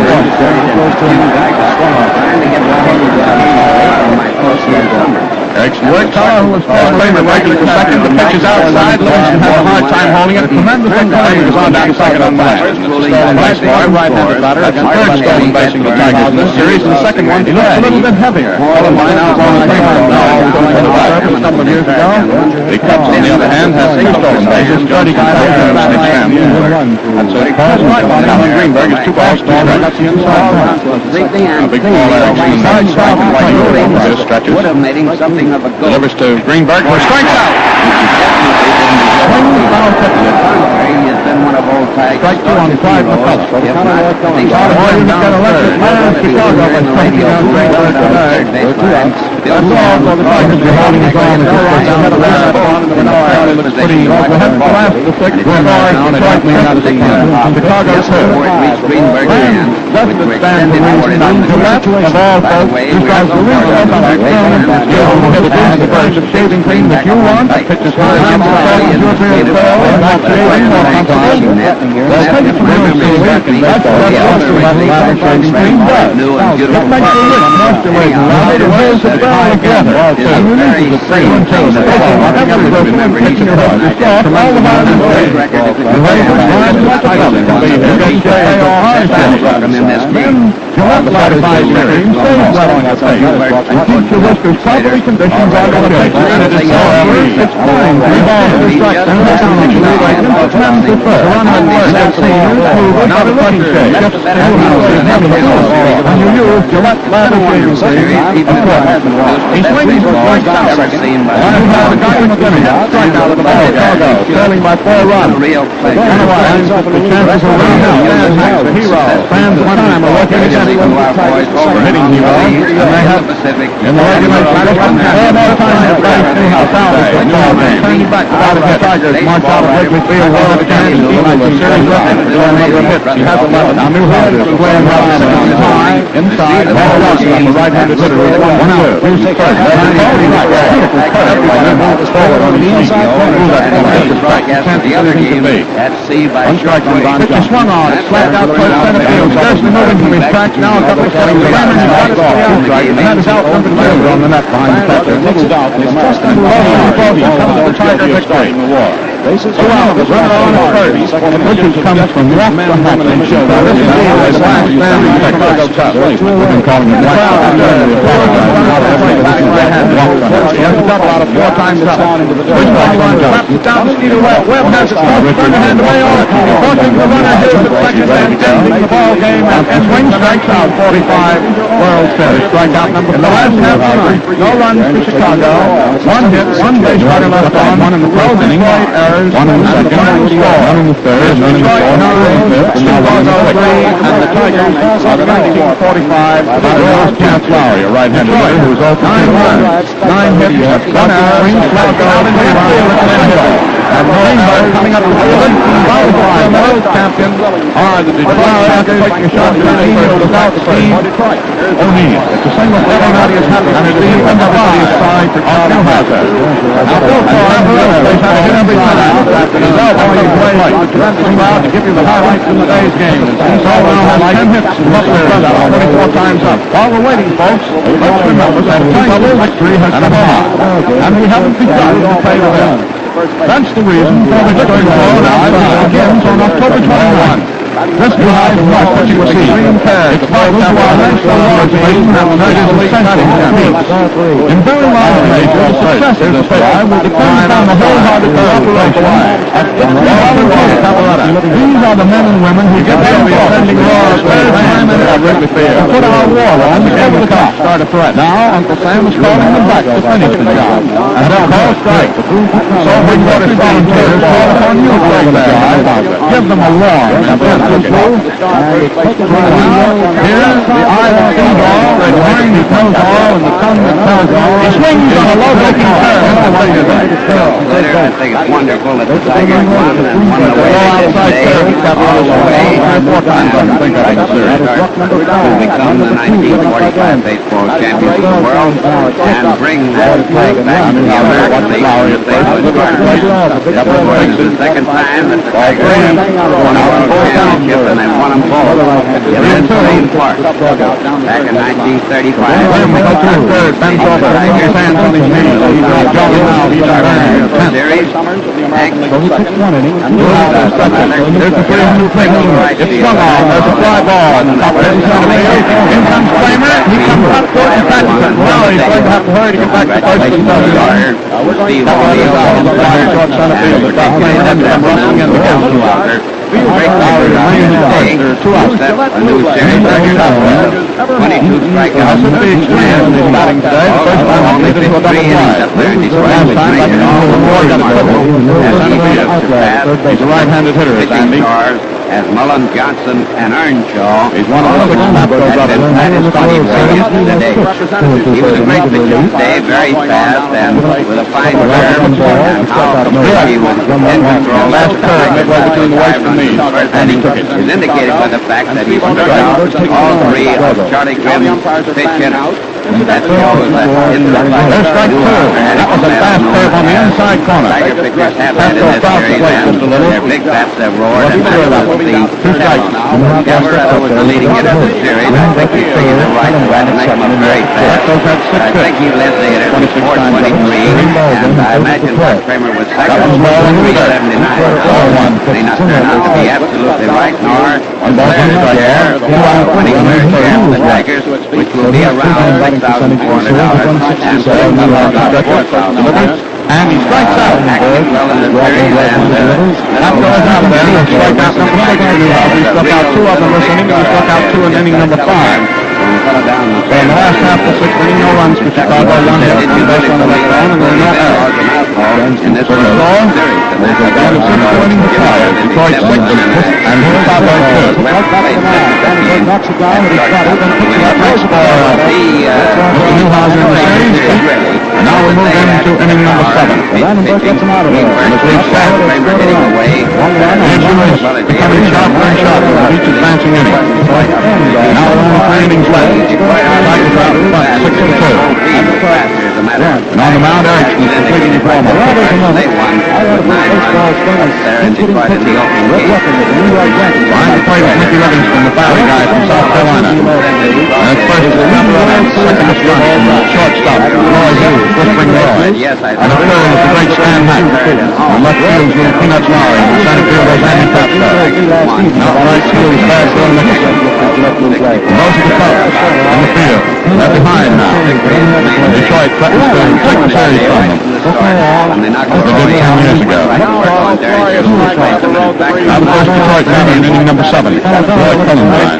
He has been walked 7 times in the series and he struck out. Today he's been walked twice and struck out once. He's lost time out. Pitch to him is low and outside by Paul Erickson. Ball 1. Series record has so many records were tied and beaten in this. Cullenbine, big and husky. He hit from either side of the plate. Batting left-handed, of course, against During his pitching surprised me a great deal. For years, he's been one It's outside. On the sidearm delivery that didn't quite do what Paul wanted to. and he walked in 2 runs today, which I'm sure the Derringer Bulls never would have done. Roy simply didn't have it. Starting right out of the web and Mayo. Columbine started for it, checked his swing. It was really just about the knees. Back and to the one strike now. that was expected. Kramer nothing left the box then with the single. Columbine, a citizen of Detroit. And after Greenberg, who hurt his right wrist out here in the hitting game and wound up finally took him out in the 9th inning. Hurt his wrist It's inside. All 3. Very question whether he There's one strike now on the first out of Detroit in the top of the second. Harrison looked a little disconsolate after the call on that last one. There's no activity in the top of the That's a call strike from Columbine to a turn. They have to start down the first. And then Richard Columbine has been walked more than anybody in the series. here in the late innings. Slashed the double down the left field line. There was the World Series in 1945. Previously, the Tigers getting 4 runs, this being the 7th negative last game. He is the number 2 hitter. Right on the end, and they never gave up. I don't be record-minded on that because the record number of walks started by anybody in the World Series is 11. Columbine 3 away from that. Because that was the first one back in 26 in the 7-game series between the Yanks and the Cards. They played the ball 11 times. Now the batter is Rudy York. Erickson pitches him high and inside with rolling out and that's defense for Livingston. Going out and batting third first. Good for a strike. Now Jordan third official time up today. He hasn't hit yet. He was walked once. 2 outs here in the last 3 at-bats here in the World Series in 1945. York in the series has been walked 3 times. This is the second Struck out 3 times too, incidentally. Swings, misses. Foul tipped it. He was hitting right-handed, batting Went through first. walking into the chest protector of the Now the umpire. toss it goes on, but it's good. Just above the knees on the outside corner for This strike 1. throws a high curve. It almost got away from Livingston. Center fielder moves a little to his right, our left. It's just outside. And Nicholson pulls over to the left too, the right 1 ball, 1 fielder. strike. Pretty good piece of territory between Nicholson and the right field line. Battery made his York swings, misses. Strike 2. Throws 3 and 2. This time he Really didn't swing. He foul on that. Second Behind into first right base. field. Skeeter Webb opens. And now there is activity in the Cub bullpen. It's Ray Brown out there. For the Chicago Cubs. That incidentally in the series. And Number right-hand 19 down, after Erickson. Roy. Hit number Starting 1 to off get this ready. afternoon. Which leads us to believe that 1 and 2 is Erickson's now on York. Second baseman Eddie Mayo. Pitch. Strike 3. Now Hughes takes it. It's a nice call stance. That's the third one. That's the second strikeout for Paul Erickson. That's serious. First strike. Columbine is still at first. Second one for Hal. 1 out for Detroit in the top of the seventh. Another clean base hit right through the home into right If you field. just tuned in, Skeeter Webb score is coming 62 in favor of Detroit. throw into third. But it's not Here's Jimmy Outlaw. Hit the run on. He's had 1 hit out of 2 official times. Third base. It's Mayo circles behind him in the right Swings field. on a foul ball as Columbine broke for second. The ball goes down into the stands there, and Columbine will go back to first. And that's the 20th Strike one strike he's given Outlaw. up here in the 1945 World Series. And Paul Derringer starts Hurley to get ready down Jimmy batted in a run back in inning number 1, but the second process is being walked. starting to throw very rapidly. He's batted in 3 runs in the series. He had 5 hits out of 26 times Here up. is Doc Kramer, who is tied for the number 4 spot in hitting honors. Except with the game so far. Outlaw ready to go again. Erickson pitches high. Ball 1. Out of listening in. Captain Hank Greenberg has won the quarter. 1-1 on Little Jimmy. Tokyo. This is the next. Who hails from down in Jackson, Alabama. Very well liked there, and I may add everywhere. He's a swell little guy. There's a throw over to first. Big Willie Columbine was not far off, and so he didn't have to do much by way of getting back. Erickson works, Columbine is breaking, and the ball is popped up into short center field. In comes Papco under it, and Columbine halfway down to second beats his way back to first. Papco took it on the run for the out on Outlaw. 2 out. Top of the seventh. It does fall in. Batter now is Paul Richards, right-handed hitter, who has a double out of 3 times up, and he has driven in 3 runs this afternoon and 5 in the series. And I had a wire from down in Atlanta where he used to be the manager of the Crackers, and they said down there we affectionately call him Old Slug. So Old Slug swings, and this is one. That's a strike on Paul. And here's the shortstop with that run. Couldn't get out. On call. So the first run comes in, and that's hit number 3 off the row. Westman walks in Hampton, Texas. From right-handed hitter. Swings, fouls it off, falls to the ground. Over the outside corner for a foul strike. Now he's up again. He was sort of trying to move himself out of the way of that pitch. His bat came swinging around, and the ball caromed off his bat, and he ended up on the ground. Strike three. That's all. Cullenbine, who walked, was still at first, and there are 2 out. Erickson works down low into the dirt, neatly held up by Mickey Livingston. The first step better ball lines that will be coming into. Batter coming up now is Hal Newhouse. Steve O'Neill, coaching down at third, is looking down at the ground, kicking the dirt a little bit. I imagine at this particular point, his heart is full of joy and nervousness. Here's the pitch to Richards. He swings on it, slaps out center field. It's falling in for a hit. It's falling to the left of Paflo. It's rolling to the wall out there. Here's Cullenbine rounding third. He's headed for the plate. Here comes the throw into second, and Richards lazily holds up at second with a run-producing double.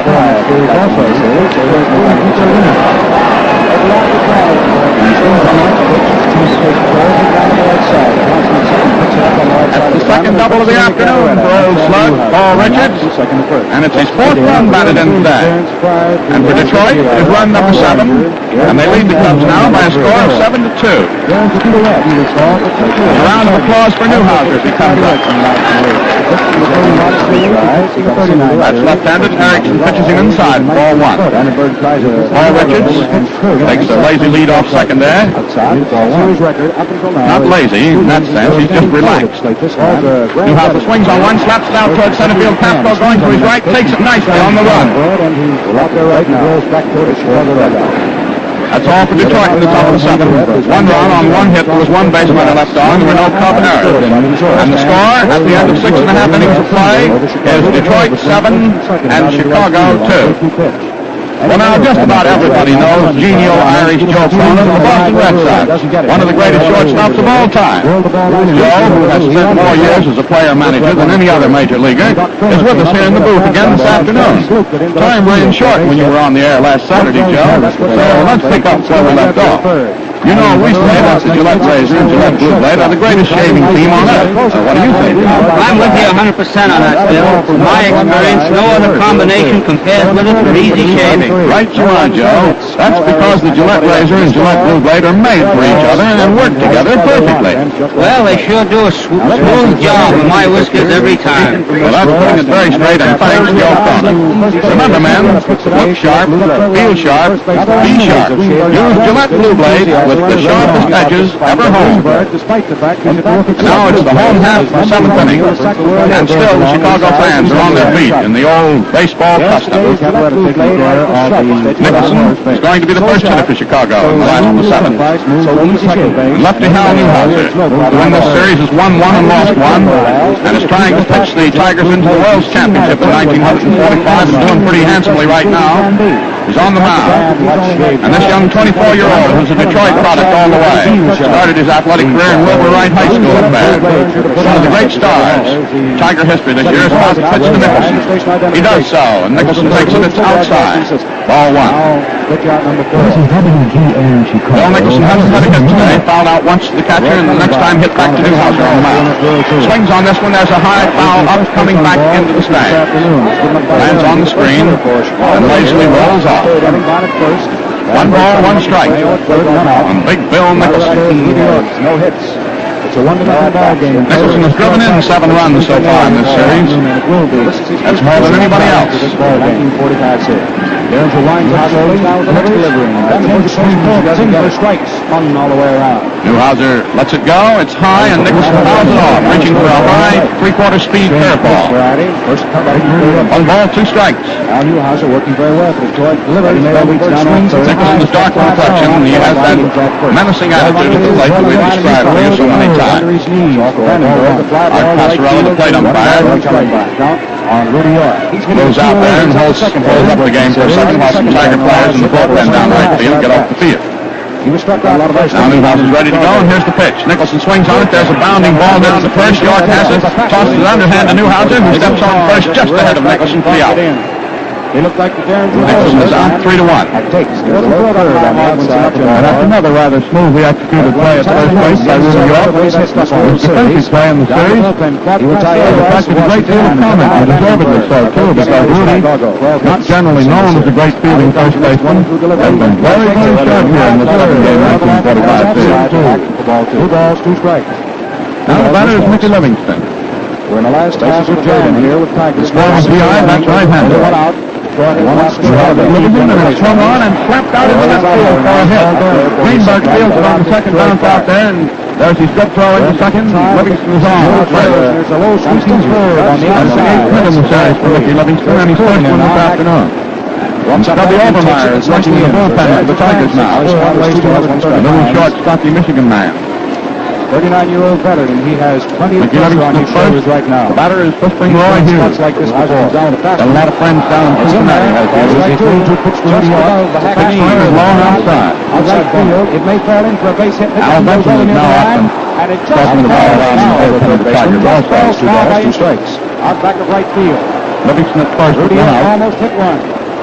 Watches Newhouser get ready. Here's the swings on the shot run. Ball down to third. Outlaw comes up. That means Rudy first. He was really wanting to get on down that third base line on Jimmy Outlaw, who was playing fairly deep on this right-handed hitter, and beat it out of the Jimmy Outlaw. Rod Passau is throwing the ball in the bullpen of the Cubs. Both managers keeping men all warmed up. Seventh game of the World Series here at Wrigley Field. Any little old break, one way or the other. They're going to make a move. Getting a little more brilliant down on the diamond. Out of count on Hughes with 1 ball, 1 strike. Newhouser pitches him, and Hughes fouls it into the crowd down the right field line. 2 strikes. 1 ball, 2 strikes. Fouled off to the right of Count the plate. stays at 3-2. Casey just tuned Well, in. Hughes started his base there on the sandlots of Cincinnati where he was born. 1 out. And the bases loaded. California now, however. Out of 3-2, and Darren. That pitch is low into the dirt. It gets away from Richards, and going down to second is Ricky Livingston. Gets the going on that for just a second.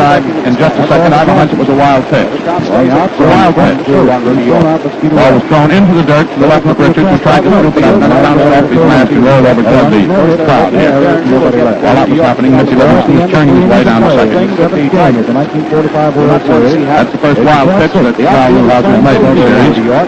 They have a right to do so because he cuts a long ball. And one of the reasons why Al Newhouser's production of wild pitches and his wildness has been cured as it has been in the last couple of years is that guy behind the plate, Richards. 2 hits off Newhouser. He was a cagey catcher at 37 and was hitting a lot of baseball. He's had a great deal to do with affecting the control that has made Newhouser the great left-handed pitcher of the last 2 years. Now the count on him is 2-2. Now it's 3-2 because that pitch was very high. The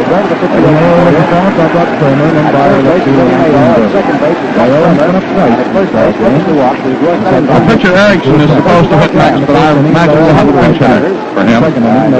Hughes can do some business. That pitch is low into the dirt, bounces into Richards' glove. It's a walk for Hughes.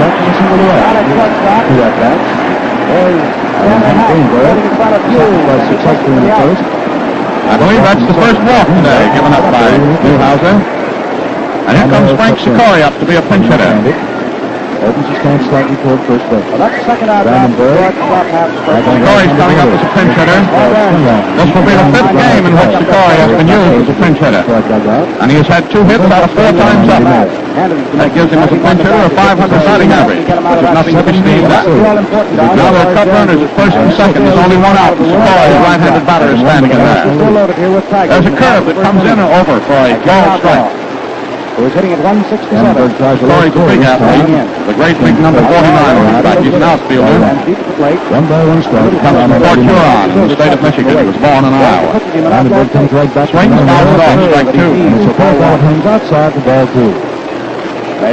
Lead off third. Newhouser in a bit of trouble here. Staying in no mind. First Tiger The last half of the 7th. He's rubbing up the new ball very carefully himself. Another strike 2. There's a pitch again. 2 balls, 2 strikes. Ball. It slides Newhouser looked very calm and cool at breakfast this morning in the hotel.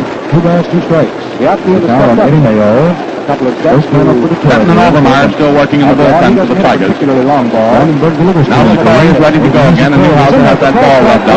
He has 2 strikes on Sicori. That's all for Mayo. There's a high curve. Now he has 3 strikes on him. A call, 3rd strike. He's the only top pitcher.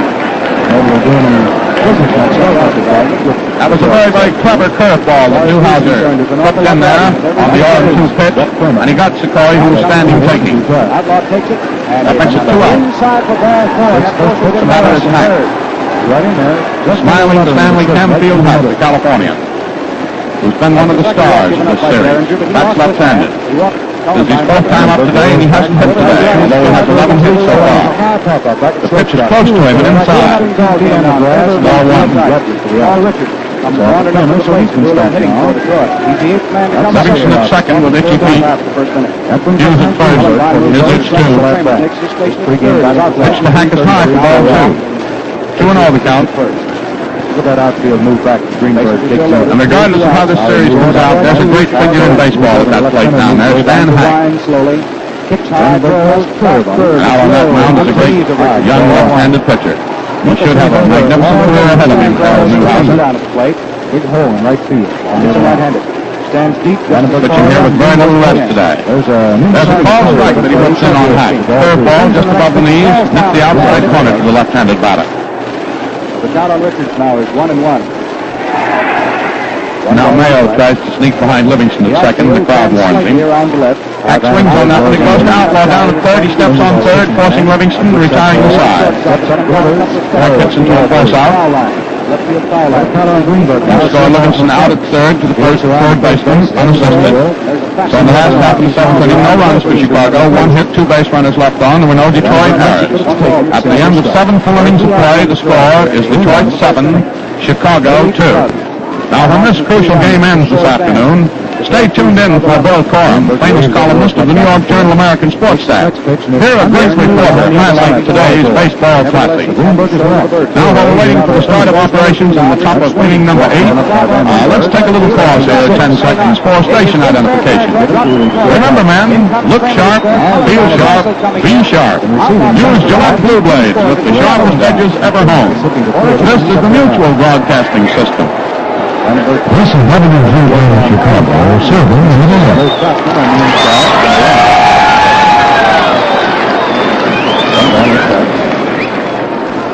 Now at the end of inning number 7, Al has our total scores here. Detroit 7 runs, 8 hits, 1 error. Chicago 2 runs, 6 hits, and no errors. And now coming into pitch for Chicago in the top of the 8th inning is Claude Passeau. Passeau has been, as you know, one of the great figures in this series. Pitching up in Detroit, one of the most perfect games ever hurled in the World Series. Passeau, appearing in his third game, has pitched 15 2/3 innings. He's given up 6 hits. He has struck out 3, and he has walked 7. And he is credited with 1 victory and no defeats in this series. When he failed to come through down here, why, he was out, and the Cubs went ahead and won the ball game, so he was not credited with a defeat, or debited, rather, with a defeat. First batter he faces is Jimmy Webb, the right-handed hitting shortstop of Detroit. Passeau pitches to him, low and inside. And Claude is working out there with a badly split fingernail on his left hand when he flagged down a hot line drive the other day, which is characteristic of Passeau. 2 outs in the top of the 4th, and Hank Greenberg Webb fouls that one off. It's a high pop-up coming back into the stand. 1 ball, 1 strike. Now down in the bullpen for Chicago is Brooklyn's Bob Chipman, a lefty. And it's a strikeout nonetheless. Valentine is out of there. 1-1 is the count that the sturdy tongue-up farmer from Mississippi, Passeau, has on Webb. Now the count's 2-1 because that pitch by Captain Passeau was too high. So all 2. 3.5 innings of play. The score stands Tigers 6. Well, we've got up the damage now in the first inning is 9. I like to watch it pitch. Passeau working short wind-up. Yes, Webb taking high, ball 3. 3-1. Speed counts for cutting and shaving, too. And Claude steps up to the Cubs now to try to get these Tigers out of here just as rapidly as possible. Then come back in the 2 innings of the regulation length for the Mets of Chicago. See what they can do about this 5-run deficit. What's more, Here's the pitch. like it's a barrel of water. Webb is walked. When you shave Yes, Gillette brush for seconds. Double That's just the second walk this Peter's gotten in the series. Lubricate your blade. Passeau, that's the 8th man he's walked. whisk them off with today's For Gillette extra Blue Blade shaving and your speed and Gillette comfort. razor. Now the batter is Eddie Mayo. Gillette brush Very best. Mayo has 1 hit out of 4 turns up today. 6 for 27 in the series. That hold abundant moisture and stay wet on you. Now for the last half of inning number 4. Eddie twisted his left leg away from an inside pitch. Ball 1. Whatever say through a fellow's coming up for his working together at bat. They give you the 7th chance of your life. Ask your dealer for Gillette. He's over one. Gillette That's last taking running up the time, taking a look at the velocity. Being held on at first by Cabaretta. Al out on the mound. Nice shot. Nice shot. Use Gillette blue blades. Lowry gets down, gets a double handful of rolling to the corner. It's being chased by Lowry. Waves that Webb around third, coming on in to score, and holding up the six for the double is Mayo. One ball, one strike. Got themselves 5 runs on 4 hits. 3 hits coming off Roy and 1. Harder works again. Now Harder swings on it. There's a foul ball going out of the right center field. Going over the ball. Then steps back to the plate. Got it in the first and the out. Going right center field. Roy Cullenbine. Trooped in front of Doc Kramer to make the play out. This afternoon. Swings, fouls it off. That's one away in the last of the 4th inning for the Chicago Cubs. Eddie Mayo, who doubled just a moment ago, drove in left first after weather today. And whose double was his 7th. He's coming up now. Left-hander delivers. Mayo leading off. Had a single in the first inning. Right field. Doc Kramer swings on that one. On the ground. Down to Don Johnson. Second. Johnson fumbles it. Picks it up. Throws the first in time. Hacks had 11 hits for 25 The ball game is going bobbled away from him. He reached up in the air with his right hand, plucked it out of the air, threw it to first to get Kramer. Mayo going to third on the fourth. One out. Runner at third. Score 8-2 in favor of Detroit. And this third goes through the crowd. Greenberg comes to the plate. Doc Kramer picks it up on the third skip and fires it into Big Hank. the second baseman. That strikeout Cabaretta was on with a solid hit. Greenberg has walked twice, sacrificed once, and struck out once. This is his 5th time at the plate in this ball game. Stands here at Chicago. Pitch is close to him and a little bit high. Ball 1. Takes a look at the first pitch, and it's a high curve. The Detroit partisans here, and their numbers are not legion, back in the first inning, are shouting for Hank to get a hit. They'd like to see him slug that long ball. Fly ball to center. Doc Kramer goes back into his Pascal is walking around on the mound, kicking some dirt out of the way. Here comes moving into third. Charlie Grimm is waving him on in. Here comes the throw to the plate. Pascal, the fifth pitcher for Chicago this afternoon, spells his name P-A-S-S-E-A-U. Here's the pitch. Greenberg swings on it, slices it out into left field, and Lowry comes in and makes a sensational running catch on it. There's the throw to the plate as Eddie Mayo comes in to score easily with run number 9. Mayo had to go back to third and touch up. Lowry came in, made a running catch on that line drive. Greenberg's out into left field, retiring Greenberg, but Mayo, speedy on his feet, came in to score run number 9 for Detroit. Fly ball was carried by the wind. That makes it 2 out. Nobody on. 2 runs in here at the top of the 8th inning. Up comes Cullenbine. Cullenbine, who has been walked 8 times in this series, steps up there and fouls off the first pitch from Pascal. Strike 1. Swings and misses for strike 1. And so the road becomes steeper for the Cubs. Johnson with his double. Paso delivers a little high. Cullenbine taking it for ball 1. 1 ball, 1 strike. Now a 6-2 ball game. Al delivers and Cullenbine has struck out and strolled 3 times in this game. Another pitch to him is high again for ball 2. Big Roy, who got off to a slow start in the series, come through in fair fashion. He has 5 hits out of 21 times up. Swings on that one. There's a towering high infield pop-up back on the grass under this Johnson now at second, and he takes it for the out.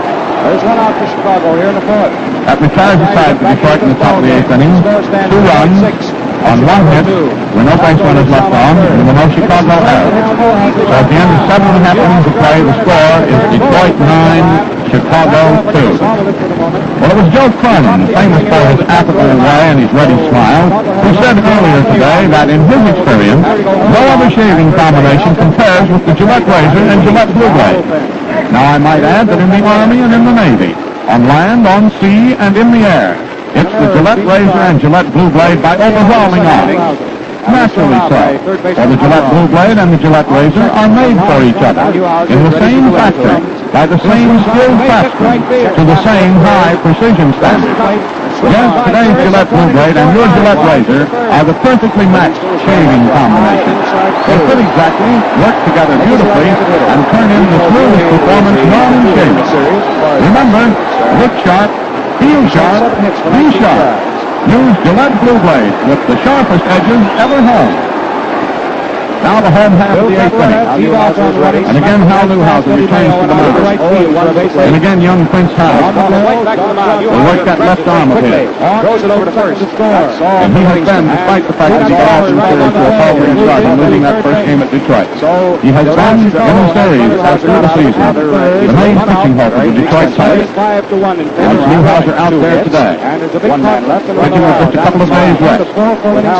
And now he faces Don Johnson, the second baseman of the Tigers. That's right-handed. Johnson swings on that one. There's a high foul feeding back into the stands. Strike one on Don. Friday nights and enjoy a fighting good scrap on Johnson got a W his first time up in inning number 1. Rounded out in the third inning and struck out his last time up in inning number 6. Tune in Gillette's Cavalcade Sports Friday nights. Insert your newspaper for local station. Newhouser pitches low into the dirt on the inside. Ball 1. That is the 12th. One ball, one strike. Inning number 5. Off Newhouser. First one this is what a knockdown drag-out ball game. And young Newhouser this year won 25 games against 9 losses for Detroit. Last year he won 29 against 9 losses. He's hitting here this afternoon for his second World Series victory. He's going to be Rudy York. Now, standing up there, just once official. He's hitting it 2-0. Came up in the first inning and popped up an out. Now he grips that ball. Ready to go. The 1-1 pitch to Johnson. So York is high, ball 2. 2 balls, 1 strike. No hits and 1 try. That goes hitting the ball 5 and he has had 5 hits for the Chicago. Johnson zips his back, swings at the slow one, half balance, and fouls it off. Rudy York. That goes swings on the right-hand hitter. Straight back to Mayo. For 1 out to go on. Now Hank Wise is lining up in the bullpen for Chicago. First pitch was here this afternoon. Andy Pafko hit one down to Skeeter Webb at short. He played it very nicely. Newhouser taking more and more time with each inning pitch. Coming down. As the game goes on and on into its final stances. Pitches low into the dirt. Ball 3 on Don Johnson. Chicago scores 1 time here in the last half on Rudy York. First inning. 1 run on 2 hits. Looks down at O'Neill behind third. These ball players very carefully watch their manager. And there was one activity in the bullpen of the Tigers now, too. The score stands. Benson and Overman. Johnson swings a left and foul on the ground outside the third base. Now it's 1 and 2. 1 ball, 2 strikes. Paul Derringer. 9-2 the score stands. And every loyal Chicago fan who's to his seat here. We're moving to the last half of the 8th. There's a 3-2 pitch to Johnson. He swings on it, slaps it down to shortstop. It's taken on the first bounce by Skeeter Webb. The throw to York in time. Johnson's out by 2 strikes. Look sharp. Feel sharp. Be sharp. Skeeter Webb's played a pretty snappy brand of baseball in this series. And guilty of only 1 error, and he's had more than his fair share of chances there at shortstop. Now here's Peanuts Lowry, the former MP in the Army, steps up there batting right-handed. 1 for 3 today. Strike 1. The delivery to him is high. Ball 1. Outfield immediately when Outlaw comes up there. Lowry's had 8 hits in the series out of 28 times up. Takes a call strike. Went away in the 5th. That was it down there and had a lot of stuff on it. Took a swing at that one, but pulled up in time to take it low. Ball 1. 1 ball and 1 strike. It's a count on third baseman Jimmy Outlaw. That's inside that pitch. Ball 2. 2 balls, 2 strikes on Lowry. 1 out and nobody on in the last half of the 8th inning. And it swung on and hit just over the outstretched fingertips of Hughes out into left field for a base hit. Hal Newhouser calmly working. Singles right winds up, left hands it in. It's swung on, blooped down the left field line. In comes Greenberg. He can't come up to it. It falls in for a hit for Lowry. And Lowry is on at first. That's his second hit of the afternoon. Both of them hit out there to Greenberg in left field. Now comes Cavaretta. That is the 7th hit off Newhouser. The 22nd hit off of him in the series. Bill Cavaretta, who's 2 for 3 this afternoon, steps up there. Dark complexion, good looking, very quiet. Pitch to him is on the inside for ball 1. They're flying spikes off Outlaw, slides under the peg, and he's safe at second. So he'll get credit. Newhouser works, swung on by Cavaretta, and it's hit back on the ground into center field. Lowry is turning his way down to third, and Kramer fields the ball into second. Lowry is at third, Cavaretta at first. That was the 3rd hit today for Cavaretta.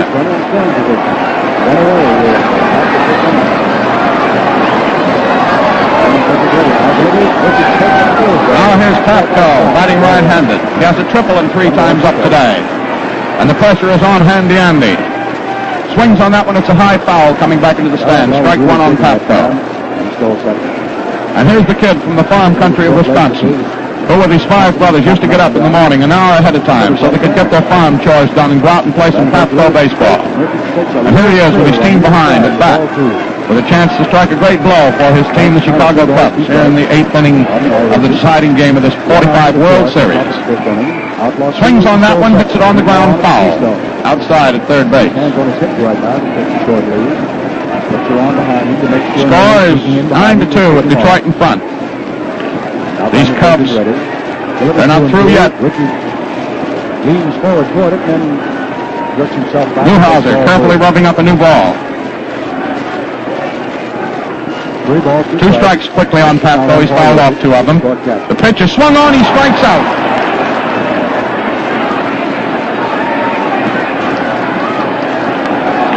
Newhouser struck out Pap-Go twice in a row with men on bases. And for Newhouser, that is strikeout number 8. In the series, it's his 20th strikeout. That makes it 2 out now for Chicago in the last of the 8th. And still Caparetta's at first and Lowry at third. And here's Nicholson. Nicholson hasn't hit today. Hasn't gotten the ball out of the infield. Takes an outside pitch for ball 1. Nicholson, who has batted in 7 runs, more than anybody else in the series. They're batting left-handed, swings on one. There's a high, towering foul off to the right of the plate. Richards goes over to the stands, but it's going into the stands. That's a strike on Nicholson. 1 ball, 1 strike on Bad Bill.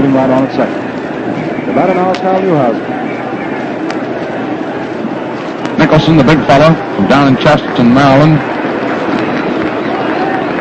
Fellow who as a kid wanted to go to the United States Naval Academy at Annapolis, but color blindness kept him out. So he went to Washington College instead, graduated, and here he is, a Major League Baseball star.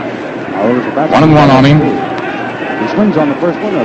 That pitch is down a little bit low into the dirt. I think he foul-tipped it. Not sure.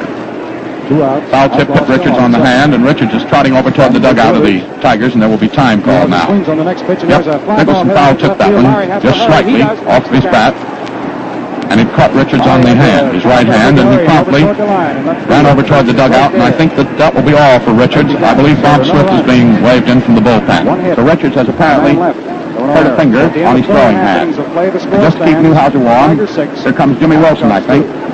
See who that is coming out to warm him up. Jimmy Miller. So it is coming out to keep Newhouser warm as Bob Swift gets the tools of catching on. He's coming in here as Richards is injured in the last half of the 8th inning. That's too bad for Paul. Now most stores have a select tech in stock right now. And you'll probably find one where you trade. So 1 ball, 2 strikes to count on the batter, Nicholson. He's batting in the clutch for Chicago in the last half of the 8th as these Cubs try to stay in the running. Cabaret is at first, Lowry is at third. Now Steve O'Neill is walking out of the dugout of the Tigers and back to his spot, coaching behind third. And that'll be all in this series for Paul Richards. Richards has certainly done himself very handsomely in the series. Today he has driven in 4 runs, and this the 7th and deciding ball game, for a total of 6 runs batted in the series. He's had 2 doubles today, which gives him 4 hits out of 19 times up in the series. He was walked 4 times, and he struck out 3 times. That's a record of accomplishment on the part of Paul Richards that stamps him as a tremendous asset to the Tigers in this very, very thrilling 1945 series. And Steve O'Neill is stopped on his way back to third now to say a few words to his son-in-law, Skeeter Webb, who plays at shortstop. Charlie Grimm, with his team trailing by 4 runs, is cutting up capers galore. Now O'Neill seems to have inspected everything, and he's going back to the Tiger dugout. He swings, now back split, strike 1. 1 ball was born in Salina, Kansas. He said he thought of away all this ago that he's born in a place called Kip, Kansas. 62 of the Tigers with the family, and they tell him he was born in Salina. The best of their pitchers is looking mighty keen, which is a small town outside of Salina, Kansas. These Cubs are fighting back.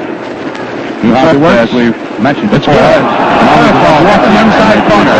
And here's the short, throws his bat down, walks away from the plate, and Charlie Grimm comes walking in from third, and he's not happy now. Pitching to Swift now, and Swift is taking his throw down second. Now he grabs the inside corner. Now here's the Pasarella. Got themselves a bit of a rondelay on down there. Hughes is sticking his chin out at Pasarella. Here's the situation. Right to him, too. There are 2 outs in the last 8. Military police Lowry is at third. Cabaret is at first. They both hit Newhouser. Now the count on Bill Nicholson. 1 ball, 2 strikes on the mound. Hal Newhouser is playing his arms around like a windmill. Again, he's stuck out at Newhouser. Good, ready to go outside. Ball 2. Pitch to Hughes. It's inside. Ball 2, two balls, 2 outs, 2 on. And a derisive roar from the crowd, who disagreed with the call on that last hit. 2-2 now on Roy Hughes. Nicholson swings on it, and it's foul on the ground down the first base line. Here it is. Count remains 2 balls, 2 strike 3. And Hughes is sore again. But he's out of there. Though Detroit had the lead time Roy Hughes struck out in this ball game. This game, like all baseball games, that's one of the thrilling aspects of this great American pastime, is not over until the last man coming up. Nobody is saying that to himself. Five ends in Nicholson at the plate now. Swings on one, slaps it out to center field. It's good for him. It's going to the right of Freemer. Lowry has already scored. Cabaretta is rounding third and holding up third. Nicholson's in the second with a double. A curveball that whipped in and over. Sauer's an outfielder by trade, and he hails from Pittsburgh, Pennsylvania. A right-handed batter. Cabaretta was held up at third as that ball was retrieved. Down low into the left out Kramer and hooked in. Kramer has a pretty good throwing arm. So Nicholson is at second now. Cabaretta is at third. 1 run is scored. The score is 9-3, and the batter is Mickey Livingston. That pitch is high for ball 2. That's the 8th run batted in this series for Nicholson, and it ties him for a 7-game series record with Gus Gosselin of Washington, who batted in 8 runs in 24. And Al Simmons of the A's, who hit in 8 runs in 1931. Of course, in a 4-game series, Gehrig in 28 drove in 9. Now there's a swinging strike by Mickey Livingston. Big missing here behind the catcher. Livingston batting right-handed. 2 strikes. 1 for 3 today. He has driven in 4 runs in this series. Passau or Erickson, I believe. 21 times. They both seem to be working out down there. Pitch is good for a call strike. Livingston started for it, checked his swing, and Art Passarella calls it a strike. Now a new ball put in play. Newhouser has it rubbed up. So it's 2 strikes on Livingston. Runners at second and third. It's a little too high. Chicago, 2 out. Makes it ball 3 for a full count on Sauer. Trying to rally. Newhouser pitches. There's been more pitches used in this series. Ball 1. One ball, 2 strikes. Baseball history. Here it is. Sauer swings, strikes out. Discharged DI was in the Army ground. Out number 4 for Newhouser. 2 outs in some baseball. He's had his Chicago in the last half of the customer. Swings, strikes out. And now the leadoff hitter, Stanley Newhouser, puts through his third batting around of the ball game to retire the side in the last half of the 8th inning. Stanley has been turned back to 2 previous appearances in Chicago on 3 hits, 2 base runners left on. There were no Detroit errors. So the score at the end of 8 full innings of this thrilling 7th exciting game of the 45 series. Newhouser seems to be getting sharper and sharper as this game wears along. Chicago 3. Well, you can't afford to miss Bill Corum's highlights of today's thrilling ball game. Ground ball to short. Stay tuned in. Scoops it out of the great reporter. He's just right off the cup, just as soon as the last man is out in this game here at Wrigley Field. So in the last, the 5th inning, there's nothing across for the Chicago Cubs, and the score at the end of 5 full innings of play is Detroit 6 and Chicago 2. And I believe it's big blonde Paul Erickson who's coming in to be the next pitcher for the Cubs. We'll wait till he's officially announced. He's taking the stride in, though, from out there in left field where the bullpen is located. And while Erickson is coming to the mound to complete his warm-up pitches and to appear as the 4th pitcher this afternoon for the Chicago Cubs, let's pause here 10 seconds for station identification. Remember, men, look sharp, feel sharp, be sharp. Use Gillette Blue Blades with the sharpest edges ever honed. This is the Mutual Broadcasting System. This is WGN Chicago, serving the Middle West.